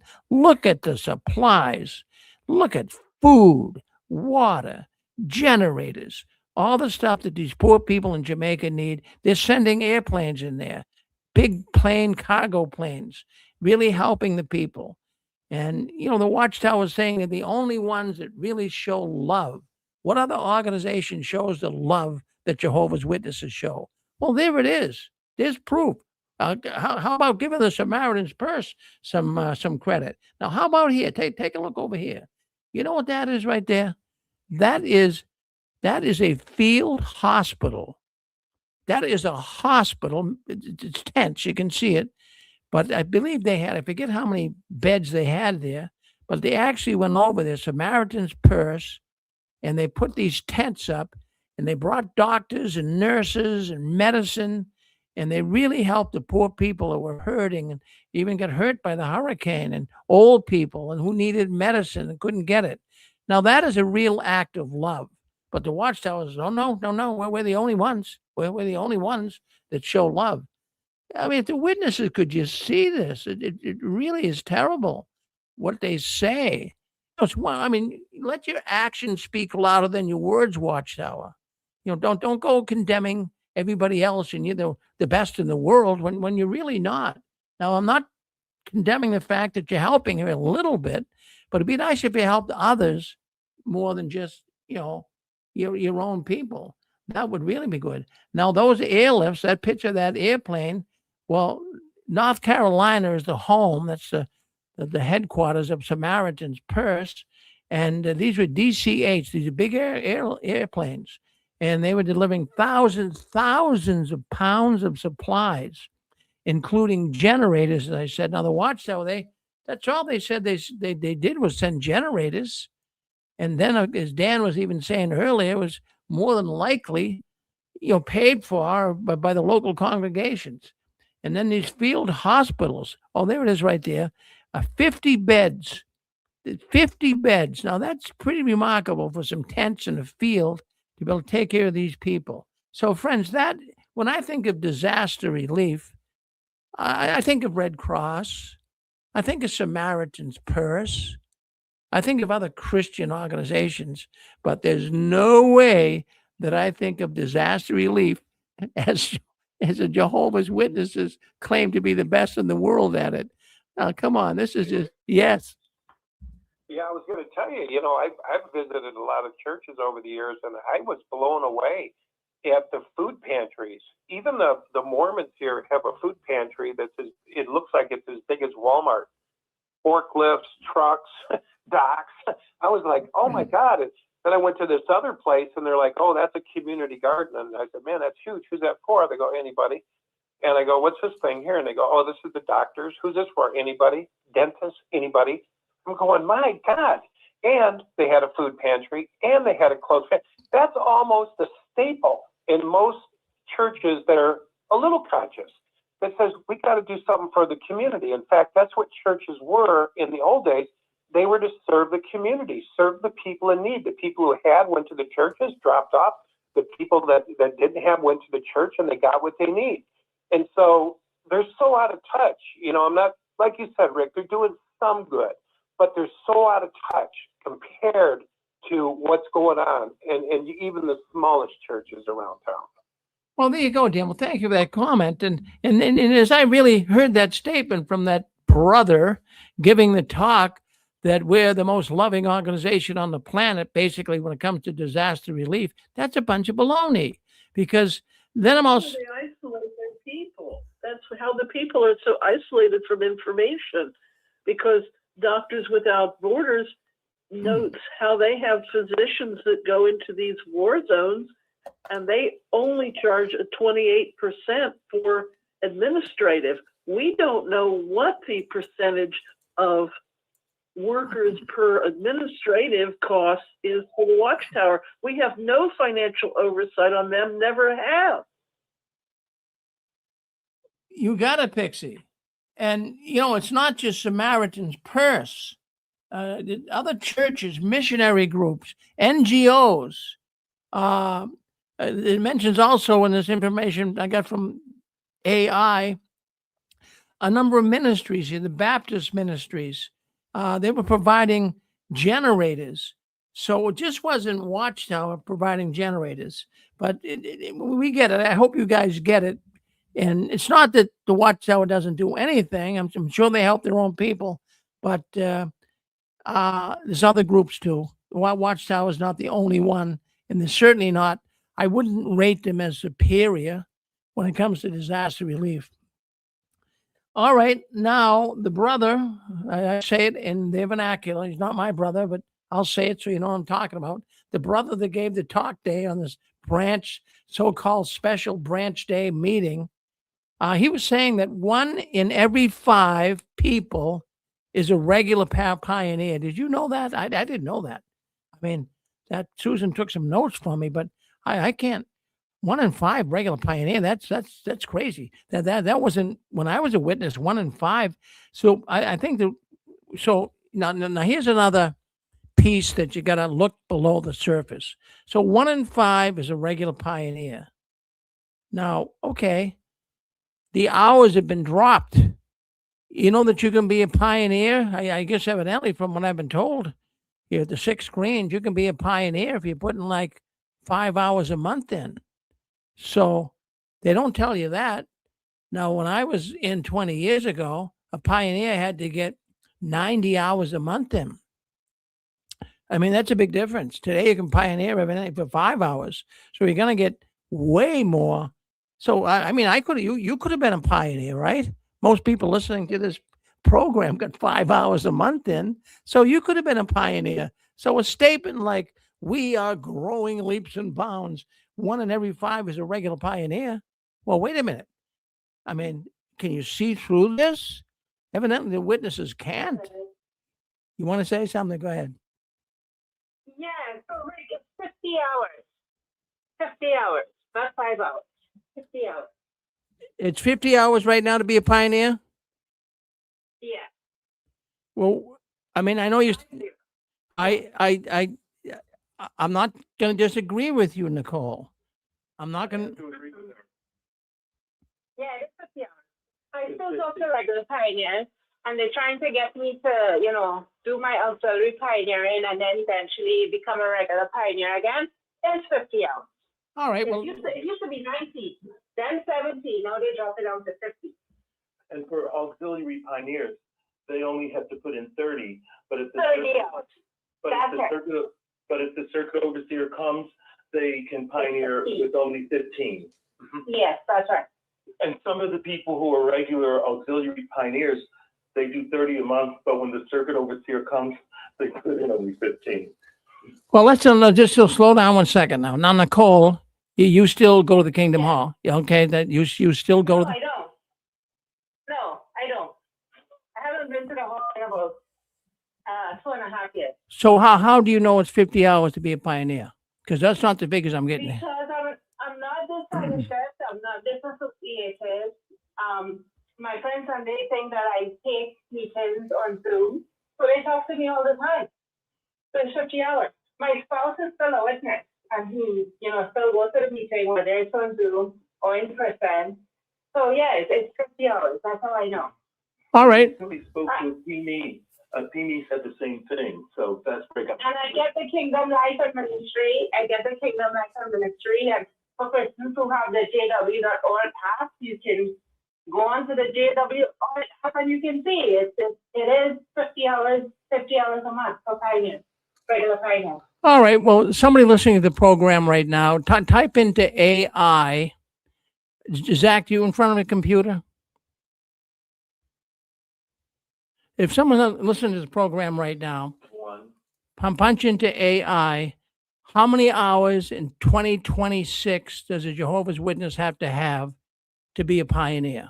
To just do that. Hey, Rick, Yes. while they're doing that, I wondered if you noticed when you were watching it. I was watching it too. Did you notice how many talks there were on how tired they all are? Oh, yeah. It's like one elder got up there after another talking about exhaustion. I know you're tired. We didn't expect to be here. That old guy, the last guy, but I was like, man, think about this, Rick. When you're doing something good for somebody, when you go over and help your neighbors, say you got a senior next door and you mow their lawn, and they go, oh, thank you. You get exhilarated. You don't need a crutch. You don't need a wheelchair. You don't need to be pumped up by scripture and be told, well, Jehovah says you're a good guy because you did that. Now hang in there. Keep going, brothers. It's like they're pushing these seniors as hard as they can push them to go door to door, and it's never enough. But you heard it too, didn't you, Rick? That the amount of talks that were on hang in there. I know you're tired. I know you're wore out. I know you can't, go on. Jehovah knows how bad it is. Did you get that too? Oh, yes, I did. Yeah. In fact, that's the very thing I was thinking. Yeah, the very thing I was thinking. Same thing, Dan. Yeah. This is obviously wrong. This is saying 1,000 hours. This is the old stuff. I put 2026 in, and it's saying 1,000 hours. and it's saying prorated if you start after that. It says it's about 90 hours per month. So I would say you have outdated AI. Yeah, so that's why it's outdated. right. But now, yeah, before I move on to that, hold on, Matt, Maverick. Yeah, so it's getting conflicting reports here. But if Nicole, go ahead. Yep. Yeah, I think they're right. I think it is 50 hours. I was talking to a circuit over here back in 18, and he said they were thinking of dropping the hours to, I think he said 55. He said 55, 50-ish within there. He said, I think they're dropping the hours. So maybe you want to consider getting on the list because you could be on. And if you're in firm, you could just about do what you want to do. And you just set the title. But he did say, that was back in 18, and he said they were thinking about dropping it to 55, 50-ish. That's what he told me. He said a set number hasn't come in yet. So I think they are right. I think it is. All right, yeah, fine. We're getting conflicting reports here coming in through AI. Well, Yeah. The last I've heard, talking to a Pini about a month ago, was 50 hours for regular Pioneer, 30 for auxiliary Pioneer, and auxiliary Pioneer can be 15 when the circuit overseer is visiting the congregation. And that's the last thing I've read, too. All right. You're correct. You're correct, Zach. I just got ChatGPT in front of me, and I asked that question. It says 50 hours per month for regular Pioneers, auxiliary 30, and special campaigns like Memorial Season can be 15 hours for special Pioneers. So you're for auxiliary Pioneers. Yeah. Yeah, weird.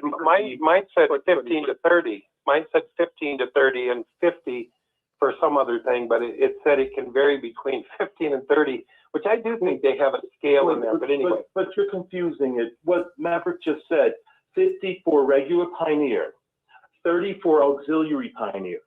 And if there's a special campaign, the auxiliary Pioneers, people can auxiliary Pioneer with only 15 hours. So it's 50 for regular and 30 for auxiliary. And they have that special arrangement for 15 hours for auxiliary only. All right. Now the next question, of course, that brother that gave that zone talk today, he said that 1 out of 5 people in the United States branch is a pioneer. Now, can that be with these people? Yes, I believe yes, it can. I believe it could. It can. If they have half the congregation on the infirmary, and they can do anything they want, they're just holding the title. Well, I mean, I was a witness for 50 years, and back then I was 90 hours a month. But I can't see that one that yep. I have to agree. When I left the organization, when they brought out that hourly change for pioneers, the pioneers outnumbered the number of publishers in quite a few congregations in Toronto. And then eventually, the fact of pioneers, even in my congregation, we had 23 regular pioneers, and our published account was 90. Wow. Well, I believe in Nicole, but I'm just thinking, I'm scratching my head here. That's with the way the economy is, and the way that the changes in the Watchtower and people doubting the policies. We got 1 in 5 people are pioneers. That is just Can you call it pioneering? Really? Can you really call it pioneering? I mean, think about it. Take your cart and go sit in the park. I go out there, they don't even look at you, and that's what I told my uncle the other day. I've been out in the park. I don't know why you're making a new Bible. You don't use it. You guys all have tablets out at your last assembly. It looked like everybody was holding a lamp. And I'm like, why are you making a new Bible? You're just rewriting dogma. But I told him, I said, I go to the park. Nobody makes ice or drinking coffee. The last time I talked to some guy, he says, hey, dude, go over and have a beer. Brother told me that. And I wanted to talk to him. They didn't want to talk to me. JW.org. So I would agree, Rick. It's a possibility. It'd be the easiest job in the world. Go sit in the park and put a cart in front of you. Have a seat. But Dan, I think I get right. I think I got the answer. I think I got the answer here. Why there's such a gap between numbers here? of course, they went to the checkbox ministry. So I think the Watchtower might be even playing games here. I'm just thinking out loud. I mean, don't take it to the bank and cash it, as I say. So what I'm thinking is that's the requirement. You have to get 50 hours a month in to be a pioneer. But they know they can just check box the ministry. They can just, well, I'll just put it in there. I'll just say I got the time, and there's no questions asked. Nobody's really keeping tabs anymore. So, the Watchtower probably keeps it at that number, but a lot of those people are not getting 50 hours a month in. I'll guarantee you that. Not one out of. I think they have to write down the number of hours they spend if they are regular, if they are pioneering. So they do have to put the hours. They don't just check the box.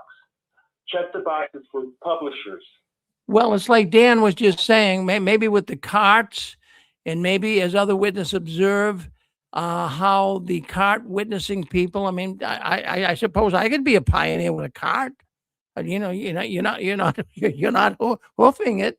You're not going do it like a maniac. You're just sitting there waiting for someone to come by. So maybe that's one way they're doing it. But that seems like a 1 in 5. But I'll tell you what, I guess I might have to go with that. Yes. I agree with you, Rick. I don't believe it's 1 in 5. I can't see that, because you might run into a congregation where they've got, everybody got out there and did it, but across the board, I couldn't see that. One time Japan had 25% pioneering, and then they kind of went to sleep on that. They stopped, that kind of dropped. I can't believe it's 20% of the people are pioneering. Well, they're also. They have publishers and pioneers. But personally, I am such a free person that I could give a decorative hot pink winged F about pioneers.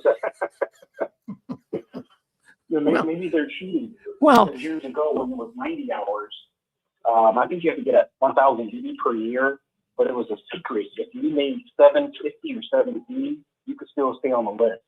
And only a selected few knew about the secret or the loophole they had. It was a loophole. So if you made half or whatever, you could still be retained on the list. They may just give you some counsel, but you could still be retained on the list. And I think only a few of the elder wives knew that. But maybe they have something like that you could just make 25 hours and be on the pioneer list. Well, I know they have the.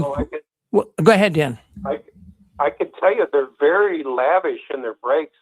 I've got a picture. I wouldn't be able to send it, but I took a picture of a coffee shop, and there were witnesses all over it, and they were eating. They brought bag lunches, and some of them didn't even order a coffee.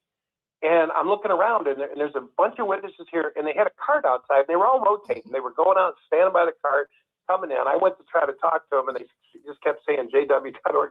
I'm like, no, I want to talk to you. I just want to answer jw.org will answer. I was like, okay, you guys don't preach anymore.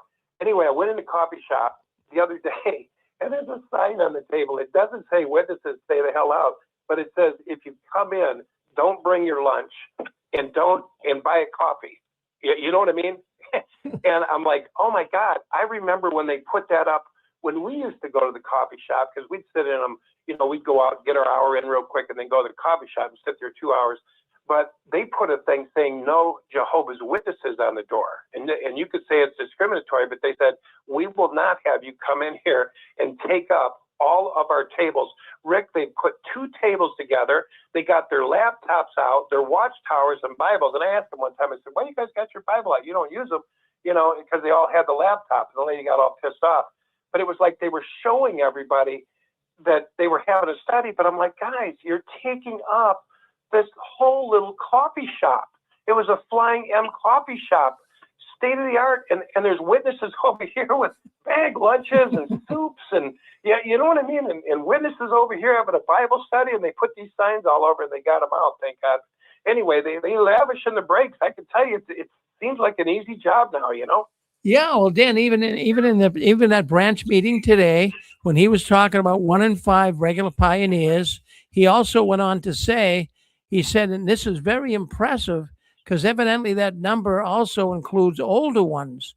Now, this is why I have a hard time digesting this information. So he's saying that's impressive, especially impressive. 1 in 5 pioneering and impressive among older ones. One sister began pioneering at age 93. Over 66 regular pioneers are over 100 years old. Now, can you believe how can a 100-year-old person go out and get pioneer hours in? That's what I'm. Yeah. Hey, RJ here. Yeah. No, I had a very elderly member of my family, and we looked it up. You got about 1 out of 5,000 people are 100 years old and over. Yeah, well, what I'm thinking, RJ, I'm trying to wrap my head around this idea of 1 in 5 people in the congregation of pioneers, but I think I'm starting to get it. I think it's starting to sink in. So what you have, Like if you live in a town of 20,000 people, 4 people are going to be 100 or above. right? But I'm thinking that It's very rare. right. Well, I'm not talking, RJ. I'm not talking about the rarity. I'm talking about a 100-year-old person putting 50 hours a month in. Does that make? Well, at 100 years old, they're probably in a nursing home. They're probably in a nursing home with assisted care living by that point. Someone earlier mentioned something that kind of. Surprised how strong some people are at 100. Some of them may have been pioneering before they were 100 for some years. Someone earlier mentioned infirmed pioneers, and that's where a person in the olden days, I think an hour, they stayed on the list. In the olden days, they were called veteran pioneers, and then they changed it to calling them infirmed pioneers. They were usually people who had pioneered for years and years, and they no longer had to make the hourly requirement. So that might be what a lot of those over 100-year-old or over 200 years old people are doing. Well, Zach, I think you just hit the bullseye, and that's what they got here, because the brothers said that that figure 1 in every 5 regular pioneers is also among older people, and these older ones are on an infirm list. So I remember there was one sister in our hall that was trying to get on the infirm list, and I mean the amount of hours you had to put in was like minimal. 2, 3, 4 hours a month was it. So most of these pioneers, if they're included in this 1 in 5, which his brother said today at the branch talk, so a lot of older Jehovah's Witnesses are pioneering. They're on the infirm list and probably getting 5 hours a month in to qualify. So that might be where this, yeah. Oh, all right. I never heard of the infirmary. I never heard of it. I never heard that there was an infirmity. But like my uncle said, infirmed pioneer, infirmed list. Yeah. Interesting. It's like my uncle says already. It used to be veteran pioneer. Oh, never I've got a theory. I've got a theory, everybody. They're applying the day for a year principle. A day for a year, a day for a year. So they'll just do 1 day and they'll count it as a whole year's pioneering. What I was going to say, Rick, is that was good. I don't like to paint every like witness I remember in the same brush, but there was like a certain like category of witness that was kind of your burn bright witness. There was kind of somebody who got into it and they went all in, but they usually didn't last that long. Like I remember there was like a 19-year-old, 20-year-old kid, and he got really into pioneering and all that. And I don't even think he was a witness by age 22. They burned him out. Well, Jay, you can get burnt out pretty easily, but that's now I'm coming to grips with this. The 100-year-old people pioneering. I'm starting to get it now. Because You know what my uncle would say, Rick? We read our Bible. Yeah, that would be his answer. That's what he'd say. We read our Bible, Danny. Okay. Yeah, that's enough. My mom didn't want to sit out there all and she said she didn't want to do it. Yeah.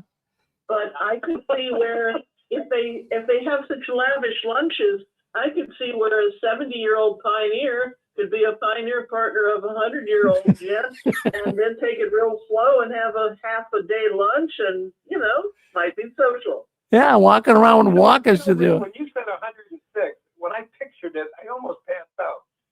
I said, I couldn't put that number together in my head. When you were saying it, I didn't think about it. Then all of a sudden, a picture hit me of a 106-year-old person. And I was like, what did you say, Rick? Up here, full-time pioneer? It blew my mind. Well, I'll tell you, no, that talk I listened to today, and I want to thank my wife for taking the notes. Now they're really bragging about prison witnessing.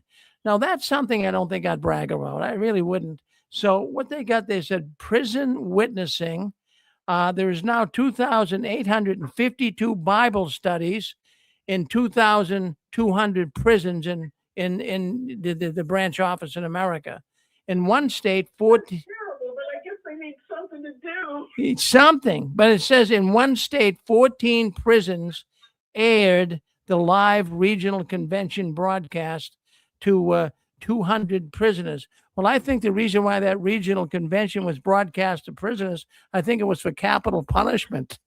Really, I mean, when you stop and think about it, who would want to brag about bringing? Who would want to brag about bringing prisoners in? I mean, these people, they have. Oh, that's over the top. They can't play at the door. From the point of view of the prisoners, though, they get to see this convention on a big screen. They get to get out of their cell. You should tell all the prisoners what? You want to get out of jail and go right back in prison again? Right. Yeah, you're right. Well, we got a lot of people. Boy, we got a lot of people coming into the Six Queens tonight. Who would like to speak up? Who hasn't spoke up? Go ahead. You run with us. Yep. Yeah. Yeah, this is Steve. Yeah. To go back a few subjects ago, when a lot of former witnesses, they'll talk to current witnesses, and they'll, whether they write them an email, face to face, text message, however they communicate with them.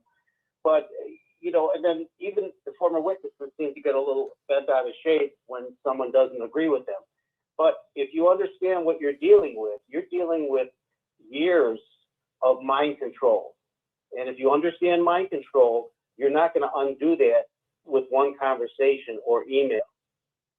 So, if you think about it, go to any other religion and try to talk to them for an hour and undo what they may have been raised in, their culture, or whatever. You're not going to undo it. And if you understand how mind control works and how deeply rooted that is, don't be disappointed, because I can tell you, it's not going to work. Your odds of getting hit by lightning are much better.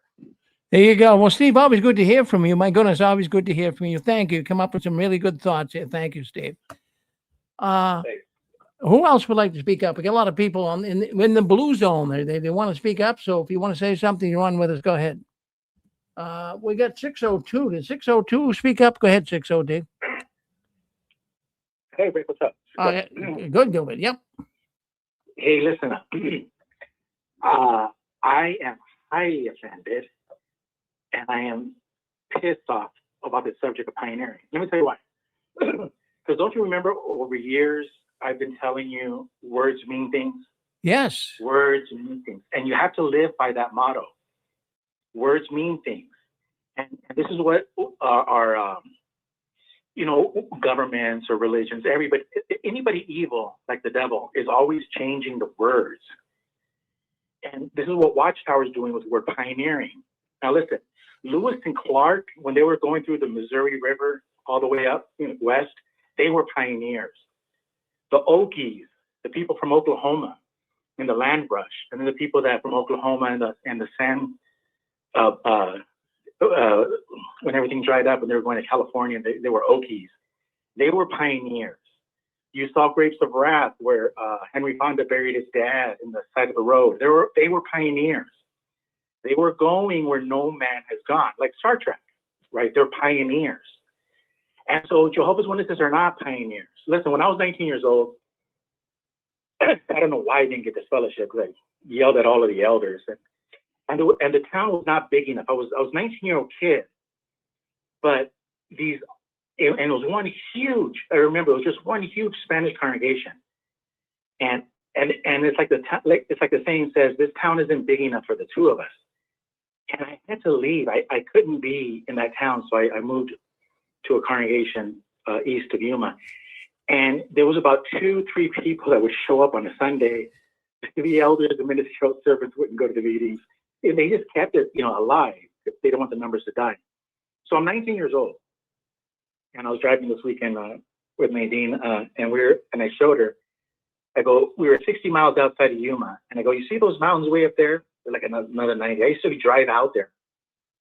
I was 19 years old. I used to drive out there 90 miles to the book study, and then on a Wednesday morning, I'd drive back home as I visited the farms, and I found Jehovah's Witnesses everywhere. And the thing is about when you're out in the middle of the nowhere desert, it's kind of like traveling to West Virginia. It's kind of like Deliverance.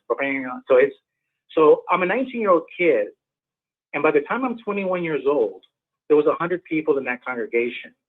So then I moved back to Yuma. We formed another congregation. So I did the prison work, the state and the private. Listen, I'm not tooting my horn, but they're not pioneers. I was a pioneer. I built congregations in Yuma. I have the receipts, and I'm not just saying it to brag, but it's like me telling you, how to run your business or how to run a podcast. You're like, Gilbert, don't tell me, it's insulting. And so the word pioneering really is insulting to the people who really are pioneers, the people that actually open up a small little shop and they start feeding homeless. Those are pioneers. Or people that open up a small little church and they just go around like here, this guy told me, he goes, Gilbert, don't go to Goodwill, my neighbor. He goes, go to St. Vincent de Paul and drop off all your stuff because we use the money and we help all the old people here and the ones that need money for the electric bill for the summertime. There's a high cost of AC. So, but the point is that they're pioneers.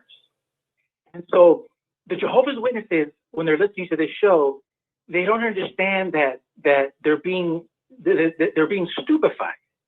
Because here they're saying, well, we're pioneers. No, you're not. Lewis and Clark was a pioneer. The people that were running to Oklahoma in the land rush, they were pioneers.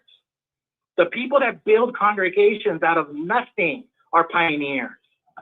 The elders that go and build one congregation, another congregation, those are pioneers. They're not pioneers, and words mean things. And this is why, Rick, I'm glad I called in. I hope I made you look good, because that's my goal every time I call in. I try to make the 6 screens look like the best XJW show on earth. So I hope I helped you. Oh, yeah. And you're a pioneer. For crying out loud, Rick Farron is a pioneer. Look, I met you. When did I meet you? When I was pioneering, and you were recording, and I was protesting and being hosed down at Watchtower. You were there. I was being hosed down. You were recording it. That's right. We were pioneers. Well, you made a good point. It's a darn good point. Yeah. Rick? Yes. That's my favorite comment all year, Gilbert. And not all the wagons had covers. My family went west. Rick? Yes. This is Zachary again. Okay. Let me confess how I feel. I felt. Remember I said I don't believe it's 20%. And I'm thinking to myself, Susan must have misheard something. And so, I go to the 2025 annual service report in the yearbook.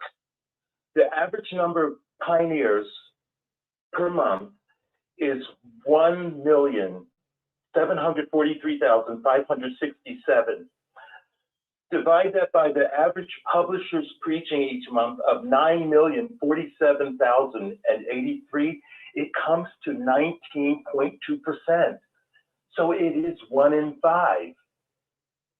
That's 1 in 5. She didn't mishear. She was accurate.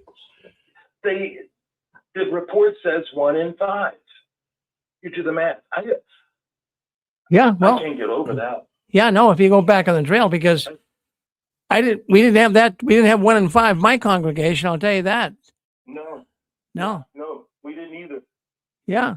Well, that's interesting. Well, thank you, Jack, for checking that out for us. Appreciate it. Yep, and that's not AI. That's the Watchtower online library. There you go. Okay, we'll take it. Yeah, go ahead. Yeah, go ahead, Nicole. Was that you, Nicole? Yeah, was it another woman? Rick, it's Donnie here. Oh, Donnie. Yes, Donnie. Okay, go ahead, Donnie. Yeah, hi there. I just want to say, what's weird to me is that Watchtower, they keep bragging about how many pioneers they have, but the hour requirement keeps going down. So that's cheating the numbers, isn't it? Well, that's... It's like they're lowering their standards. They're lowering their standards so that the figures don't drop. I mean, that's like cheating. In business, the business would, it would fail, wouldn't it, in the end? And how the Jehovah's Witnesses don't look at this and not see that it's all a load of nonsense, just trying to pretend that they're all doing well. They're doing terrible.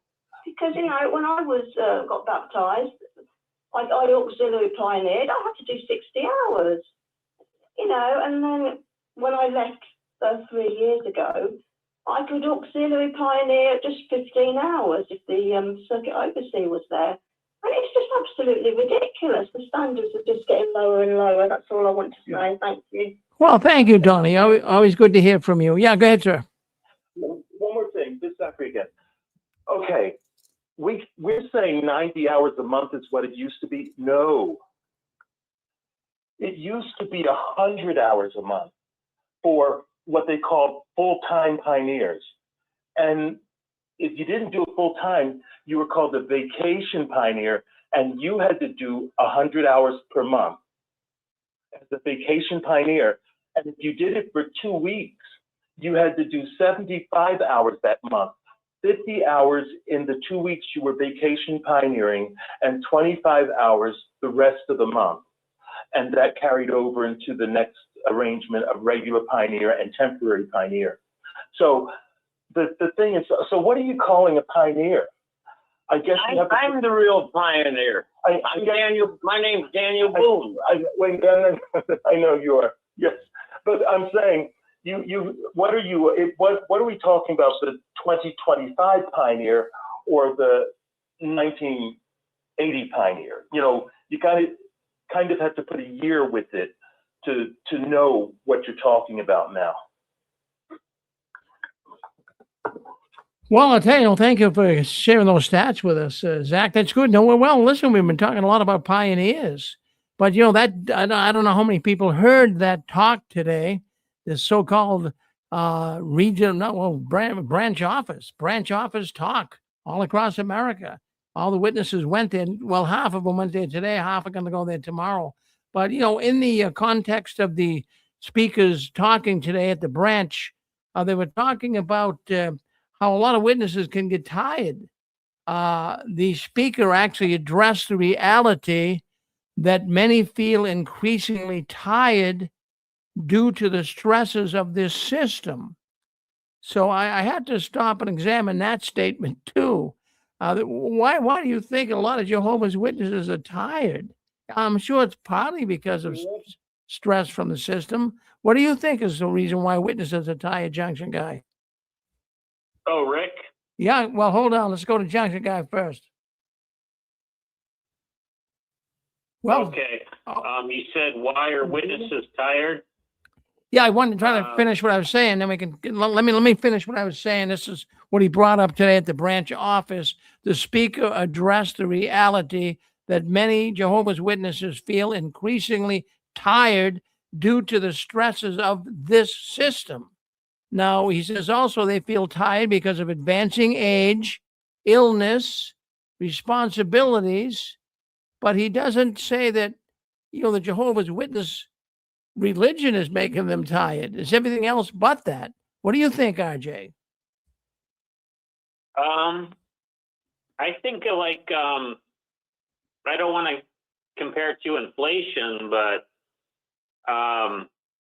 when things cost more money, your volunteer time it decreases. Like, back in the day, when things were stabilized, you could say, well, I got paid from this job, so I can take a little time off. But when your $6 sub from Subway costs $12, then you can't really afford to work 15 hours a week. It's got to be like you got to spend more time working to keep up with everything. Yeah, well, that's what the brother there was talking about today, that the witnesses are getting tired. He mentioned the stresses of life. I mean, that could include inflation. That could include the work that you do. He talked about, people getting older. That makes them feel tired. He talked about people get sick. That makes you feel tired. But he didn't talk about, the added burdens that the Watchtower puts on people. I mean, that's what used to tire me out the most. I'm a lot less tired. They don't have a good sleep schedule if they're out in service all the time, and they don't have enough money to buy any red meat. Yeah. We used to put in 90 hours. We used to put in 90 hours a month. I know. Okay. And man, one time they had a big to get together. I think it was at Pioneer School. They're asking everybody, what did you give up for pioneering? And they're all giving all these answers about all these things they gave up. And they got to me and I said, dang, I really didn't give anything up. But the thing is I kept all my stuff, but I still put the hours in, but yeah, it was a lot of hours. Just think about that. How many, we were the leader really in the setting the example in the congregation, because we're putting all that time in, all that gas money and our tires, like you guys were talking about before. And so that's a big job being a pioneer.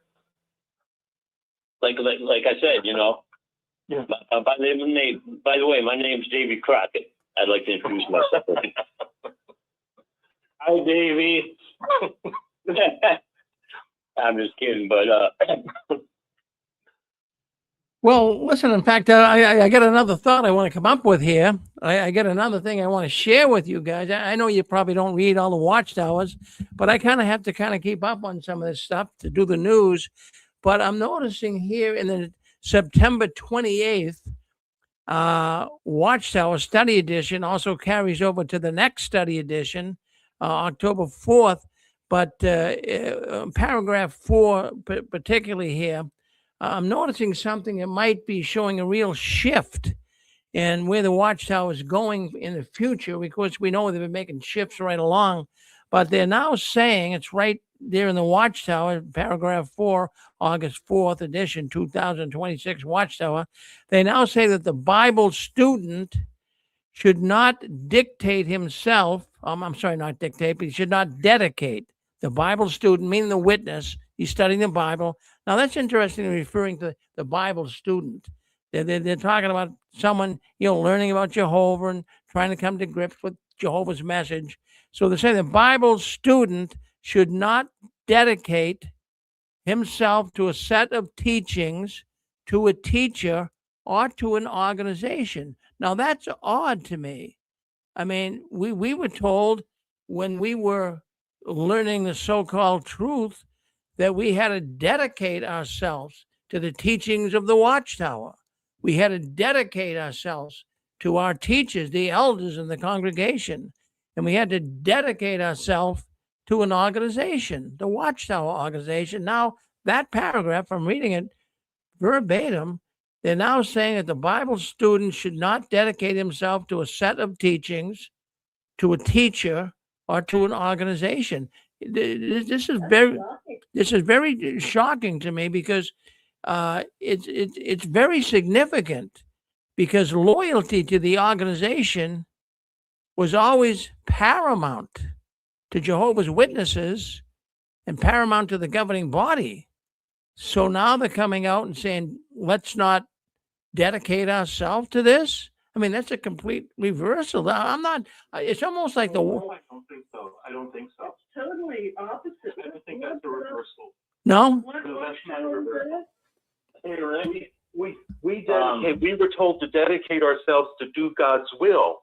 And the witness viewpoint is God's will is expressed through their publications. You know, the way they explain the Bible, they're expressing God's will. So the dedication was to God, but it would be, we would be helped by keeping up with the publications and staying with Jehovah's organization. Right. And also in that pioneer talk, don't forget about the fact that years and years and years ago, they used to have quotas too, with publications and Bible studies. So, so Zach, you don't really see. Yeah, hold on one second. I want to ask Zach a question. Hold on one second. I want to ask Zach a question. So, Zach, you don't see any problem with the October 4th, 2026 Watchtower Study Edition saying that we should not dedicate ourselves, to the teachings, to the teacher, or to the organization. I mean, I don't think that's a change, is my point. Okay. I think that they've always said you're dedicating yourself to do God's will. Oh no, they did say that, but I mean the implication of it all, that's I mean, when you were a Bethelite and you went to Bethel and you dedicated yourself to Jehovah, I mean, you really were going to follow the teachings and put all your heart into your teacher and to the organization, where you're not. Yes, I believe the organization that Jehovah was using it. So I stayed in harmony. But it was Jehovah that my relationship was with God. All right. No, I got you. No, I see where you're a good thinker. You really, you would have been a good lawyer, Zach. You would have, really. I really mean that. We were even told, if I can think about it, that when we explain the scriptures, that we should say that the Bible says, rather than what man said. Good. All right. No. Okay. No. I get where you're going. Hey, I want to bring a new man in here, a new person in here. Let's go to 860. 860. You're on with us. Hi, Rick. It's me, Deborah from Connecticut. Oh, hi, Deborah. So my question is not in those particular words, but it means the same thing. What are they going to do about the baptism?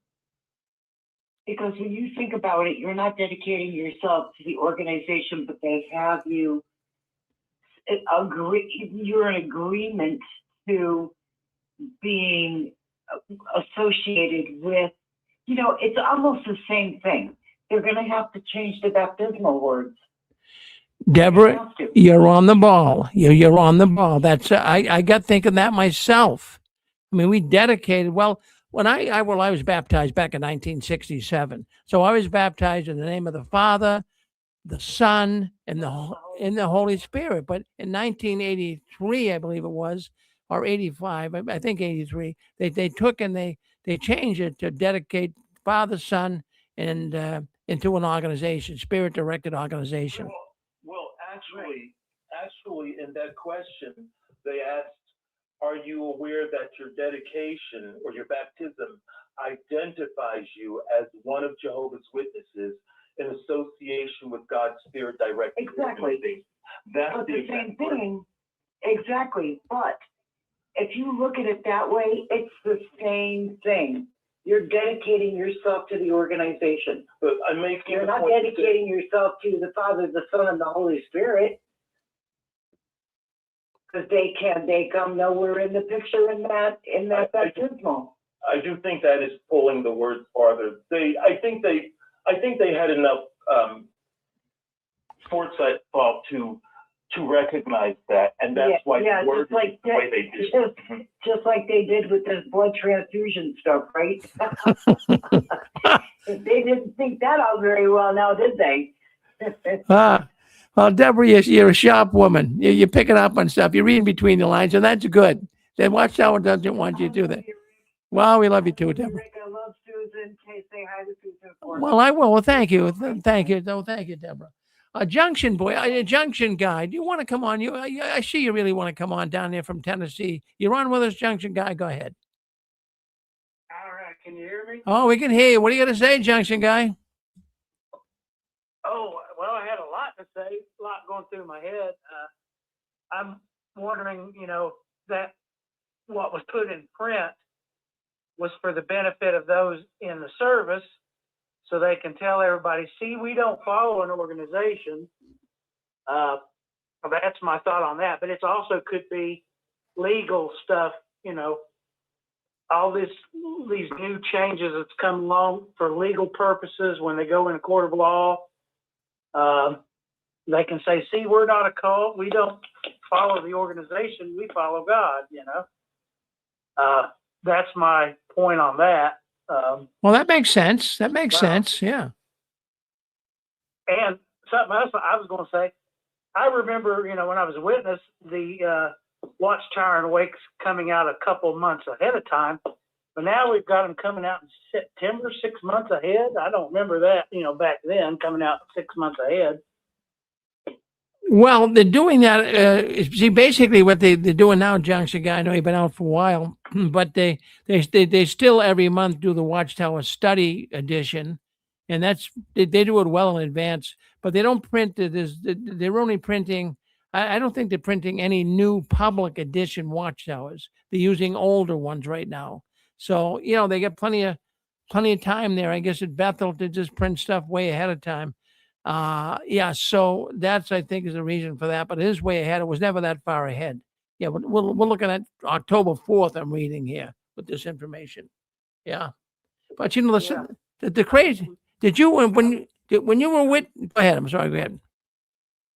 No, you go ahead. I was going to ask you, when you were a witness and you got your magazines, usually, sometimes I remember it was like 2 months ahead.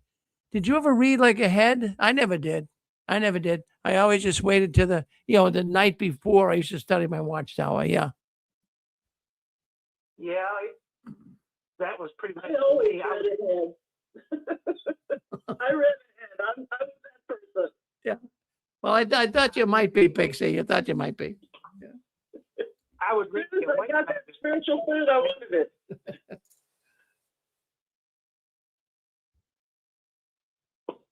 You with us, Junction Guy? Did we lose you? Still there? Yeah, go ahead. You with us? Yep. Are you there? Yeah, we're here. Can you hear me? Yeah. Yep. I'd read the Awake magazine. It was the most interesting, and I would look for questions from readers.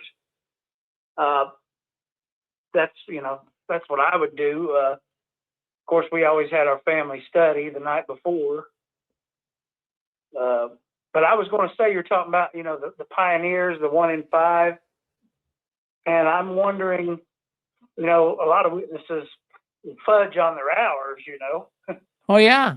Or look for anything to count, any little situation they'll count it, And then I got to thinking, I wonder what the percentage of pioneers in wealthy, affluent congregations versus those in poor or maybe immigrant congregations are. That's what I would like to know. If there's the wealthier congregations don't have a lot of pioneers versus maybe the immigrant congregations, or it could be the other way, the reverse. Yeah, that's a good thought. I don't know if a wealthier congregation would have more pioneers because they have more money to do it, or whether the poor congregations might do it. It's just hard to know. I think the wealthier would have more because that's the only bracket now where sometimes women can be at home. Whereas with the pool, the man and woman both have to work very hard for very little.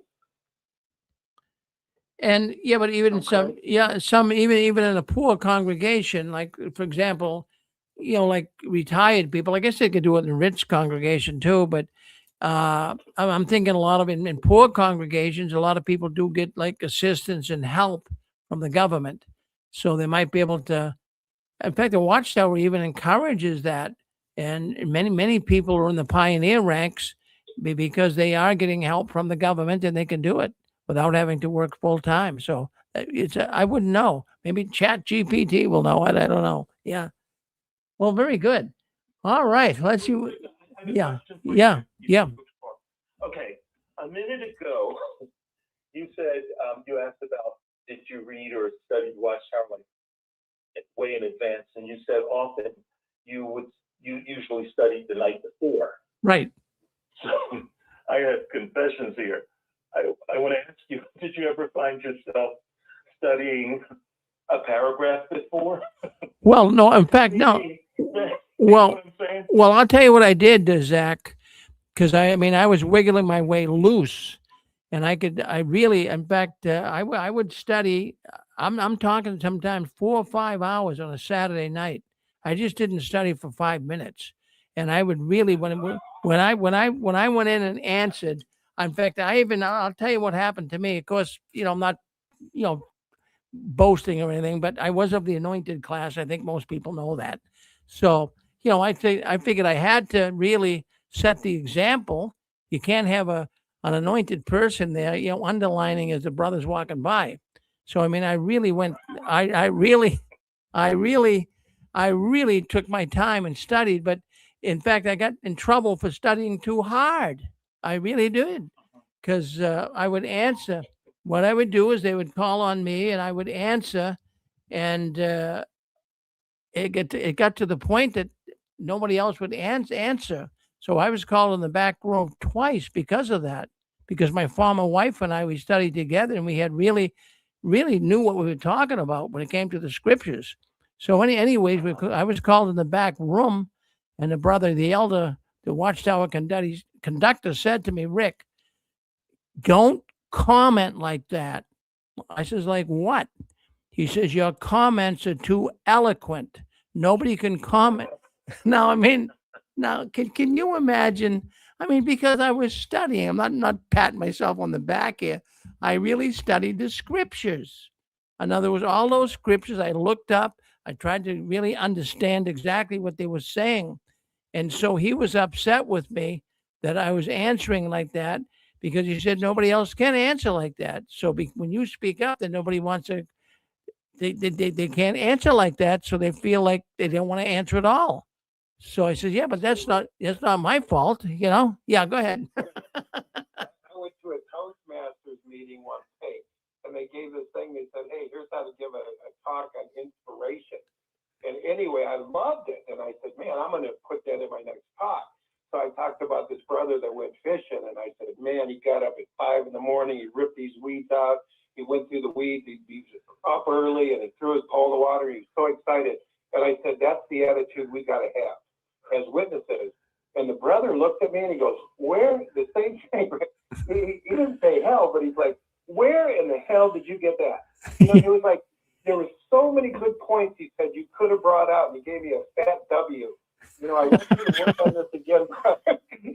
And it's like, it was the craziest thing. Hey, Rick, I was going to ask you, did you hear in that talk where they said who's responsible to raise your kids? I don't know if Susan took notes on that, but it said the Watchtower was first and the father was second. Did you hear that? I missed that. Yeah. Yeah, I almost fell over. It says the Watchtower. The Watchtower, that's where we get our food. And then it was the man, and I was like, my God, a woman doesn't have any responsibility, and the self-esteem and it's all on the man. I was like, wow. And one of the things I told my uncle was, I said, when you meet a witness now, it's like, you guys should rejoice, the day's getting near. Lift your heads up and rejoice. And I said, but when you talk to a witness now, they don't say that scripture in Hebrews. It says, don't forsake the gathering of some, but all the more so as you behold the day drawing near. And I said, but when I meet witnesses, they're like, Dan, you got to come back, man. It's easy now. We only have this and that, and they're so joyful. And I thought we were going to the meeting and not forsaken because we didn't want to be any part of the world. The world would snatch us away. We would be totally consumed by Jehovah's organization. And now all that's gone to the wayside. We follow the Bible, Dan. Okay. Well, that's And the way I heard that, with the way you explained it, that takes, it used to be where the man of the house that was his castle, and the women and the children looked up to the father figure and the husband figure. with Watchtower at the top, that's not correct because the man is supposed to be Christ-like. So they've really taken the dad figure and taken him off his pedestal. Good point. And they also said this about baptism. Rick probably caught this, but they said you had to stand up and make a declaration to Jehovah. I think I had to do that, but you had to stand up before that. So they showed slides of people standing up and saying, right now, you're going to make a declaration to Jehovah's organization. That's a contract. Yeah, I was like, I forgot about that. But it's all about the organization. It's all about, and that whole thing about the baptism. Did you catch that, Rick? The baptism of the elders, that they were being baptized into the brothers of Jesus Christ. Did you get that? Yeah, I didn't get that part either. There's a few pieces there that I missed. But tell us a little bit about, if you can explain that to us a little bit. They were just explaining the baptisms, the baptism and how it works and, the declaration. But they said now the anointed, they have a baptism as children of Jesus, something like the brothers of Jesus, Jesus' brothers. And I've never heard anything like that. I never heard anything ever like that, but it's definitely a different baptism. And he said, and it says when they step forward and they have that knowing, that inner knowing that they're the, like you have the chosen ones. I don't know what how you call it, but that they have that special, unique calling into that brotherhood with Christ. I didn't know there was a baptism into that. I didn't know.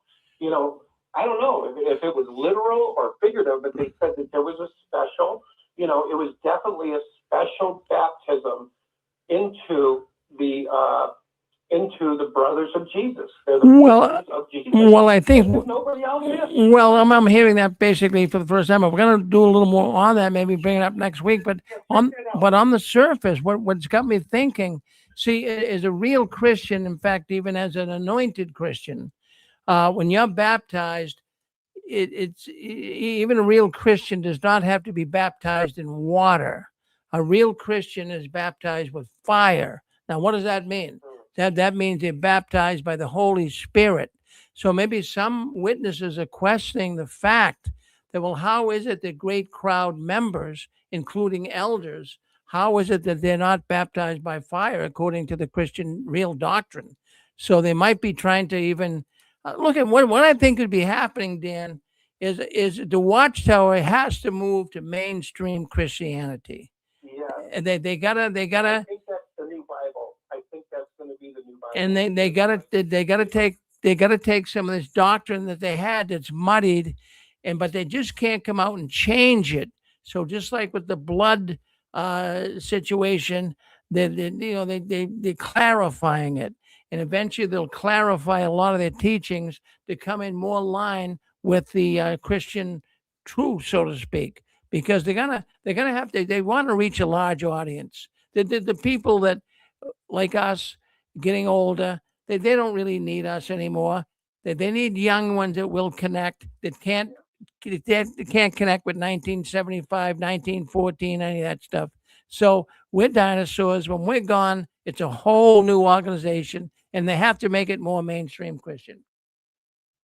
They've fallen off the beam because they don't even say Father, Son, and the Holy Spirit one time in that pool. Yeah. Now. Yeah. And they used to in the old Bible student days and up through a certain date, they didn't have that contract with the corporation. It was Father, Son, and Holy Spirit, just like every other flavor of Christianity in your town. They were saying that today. They were saying Father, Son, and Holy Spirit, but the Holy Spirit was very weak. They kept linking the Holy Spirit to Jehovah's organization because they said something like, they didn't say it this way, but it's like there's no Holy Spirit. There's no hearing Jehovah. He doesn't verbally talk to anybody. So they were saying he talks to the organization, but they did say that we're baptizing in the name of the Father and the Son and the Holy Spirit. They said it over and over. They did say that. Well, when there is, and in the Bible, my dad would say that's not Bible because there's no organization in that Bible like that. Well, that is fascinating to me. That's showing me really they're trying to they got to change everything. They've got to change everything, 100%. and they're trying to do it step by step. But some of this stuff's gonna jump up and bite them in the rear end because some of it they got to go very slow with this because I mean a lot of witnesses right now have their donkey overloaded. They're scratching their head. I get people that are getting a hold of me and saying to me, Rick, my family, they're questioning this, but they're trying to do it like they're not. But he says, I know they are. Like I said a few weeks ago, they're in denial. They know what's going on. They know there's monumental changes, but they don't want to come out and say, well, you're right, sonny boy. They're not going to say that, All right. Well, anyways, anyone have any last thoughts here before we move on to our after hour program? Do we want Chicago to come in? You want to say something, Chicago? Hey, Rick, Yeah. Yes, Susan. I just wanted to mention that, new Bible that they have, they were quoting that because I guess they have little statements or little additions all the way through, what things mean, maybe what words. It would be nice if we could all get some of those new Bibles, find out what they're really saying. Well, now, Susan, you do say that you did hear something about that new Bible there today, right? I got a question. Yeah. When you say new Bible, what are you talking about? Not another new one. You're talking about the silver sword, right? Well, what we have heard, this is the message that was given. Now, I don't know if you follow some of these like Reddit forum or JWN, Zach, but all over these forums for the last 2 weeks, they were talking about this big zone meeting that's going to come on April 17th, 18th, which was today. So what they were saying, many were saying that they heard there's going to be a new Bible released. Now, they didn't come out and make it clear. It wasn't clear that we have a new Bible. And it wasn't really clear that they're referring to the New World Translation. But so many people were saying online we're going to have a new Bible. As a matter of fact, that's My uncle told me last night they were coming out with a new Bible, and he wanted me to go on there, and he wanted me to hear that announcement. And he said they haven't had a meeting like this since 2014, and he's only had one other one in his life. So I was all eager to go in, but I was waiting for the Bible announcement too. I don't know exactly, it might be an app. It might be an app for their tablets. I don't know. But they did say, my uncle did say he's expecting them. He thought today they were going to announce the new Bible. Yeah, if they do another new one, I'm stumbled. well, they so Susan's telling me here now. She was listening intently to it, and she was saying here that they were quoting all through that segment about the Bible, quoting from a new Bible, not the New World Translation. They were taking. Well, go ahead over there and get on the phone and tell the people. My phone won't work. It won't work. She's okay. So she's telling me here now her phone's not working right now, but she's saying they were quoting right along. They were quoting right along that it's a new Bible and the verses they were using were not from the New World Translation. So that They were from the New World. they were from the new translation. Now, Dan, you mentioned that your uncle said they haven't had a talk like this since 2014. 2014. Well, and that's. He said there's only been one other one in the time he's been in the truth and he's 81 years old. So he said it was a very special meeting, governing body people. But here's the thing, Rick. 2 years ago, I took that silver sword into an assembly, and the elder laughed at me. And he said, I think the silver sword's a new one, right? Yes. Like that. But the guy laughed at me, and he said, what are you doing with that antique? And I said, antique? He goes, look around. And Angela said, Dan, everybody's got a tablet in here. He goes, we haven't used the Bible in 10 years. This is how old this thing is. And I forgot. I got the thing handed to me by my uncle when my mom died over 10 years ago. So it is some new Bible. My uncle said he thought today that the announcement was going to be for the new Bible, and I didn't say anything because I just wanted to go on and hear the announcement. But yeah, Well, if he said the last time was 2014, that's right around the time that the Silver Sword came out. So oh, gotcha. you see, He was excited about it. He thought it was going to be the new Bible, and I've heard the rumors. But when I heard it last night, when we were talking 3 hours into the night, he says, "I hope you show up tomorrow and just try to have an open mind." And I said, "I always have an open mind. We'll see what they say." yeah. Well, there you go. Yeah, I'll tell you. Have an open mind. Have an open mind. Have an open mind, but with no memory of what was before. Exactly. I want to take a vote that we do a confession booth for Zachary. Yeah. Zachary said so many confessions tonight. You know, Yeah. we need to do a confession booth. Well, well, that's I'm wondering if this is for the globalism. I'm wondering if this Bible will be an NLT, like the paperback that was sent to me from Tennessee, or if it will be a Witness New World Translation Part 2. I mean, I wonder if this is going to be more what the neighbors would have down the street or less what the neighbors would have down the Christian street. 2.0. And we told them, don't paint it gray, whatever the hell you do. Don't paint it gray or green. Do a black Bible. Jesus. Maybe it will have 88 books. That would be nice. That would be nice. I'm enjoying that.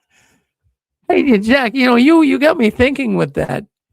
That's how many books of the Bible originally there were. I mean, yeah. So, maybe they'll see we'll get the real truth because of that. But no, that's interesting about this Bible because they didn't make it perfectly clear. The Watchtower lately is not making things totally clear to anybody, even to us apostates. Why? Imagine if it has the Book of Thomas and the Apocrypha. It's interesting when you say that's that's what it was. That scripture in Revelation that says, "Don't add to or take away." Yeah. If that was in that Bible, that is quite interesting. That it's got less. A lot has been taken away. Well, we got a changing organization, that's for sure. It's unbelievable. But a lot of people, I'm looking, I tell you, I've been saying this all night.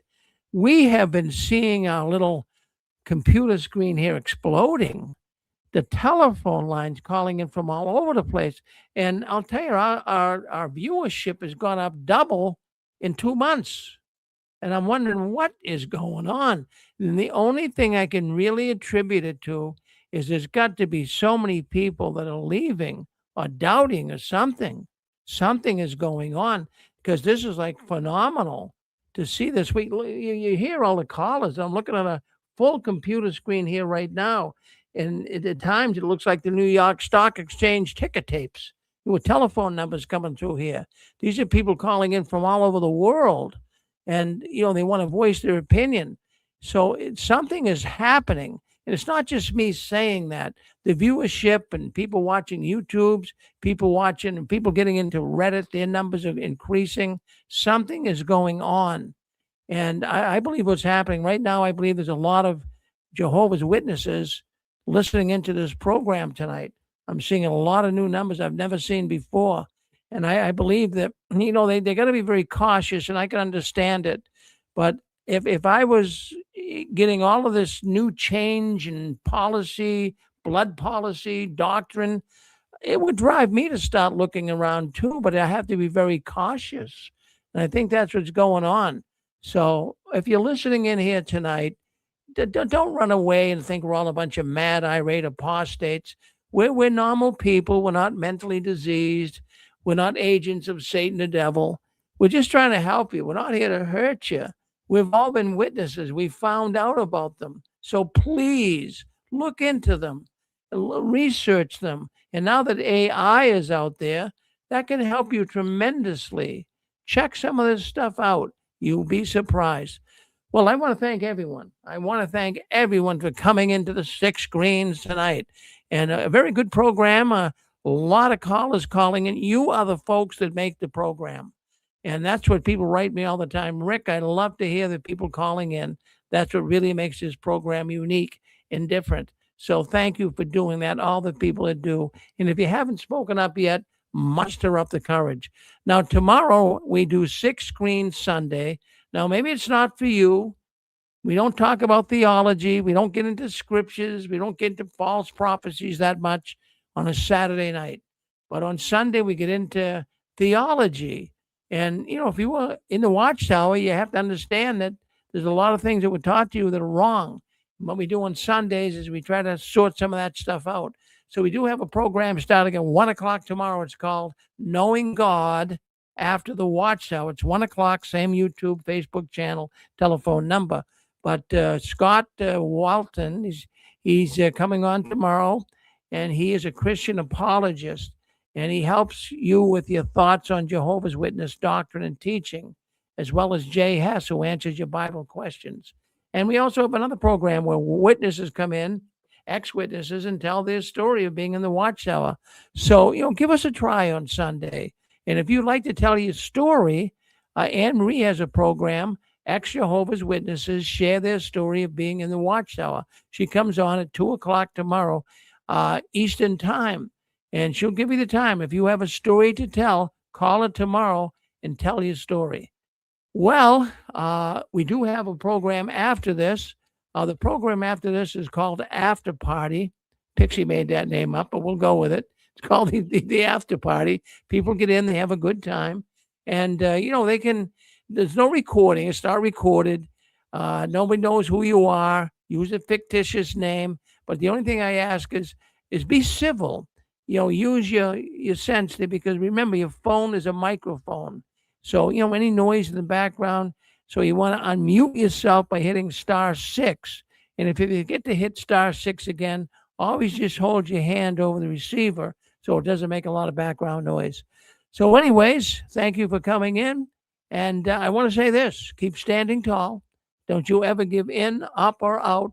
And the last one, leaving the Watchtower. Please turn off the new light. Thank you for spending some time with us on the 6 Screens tonight.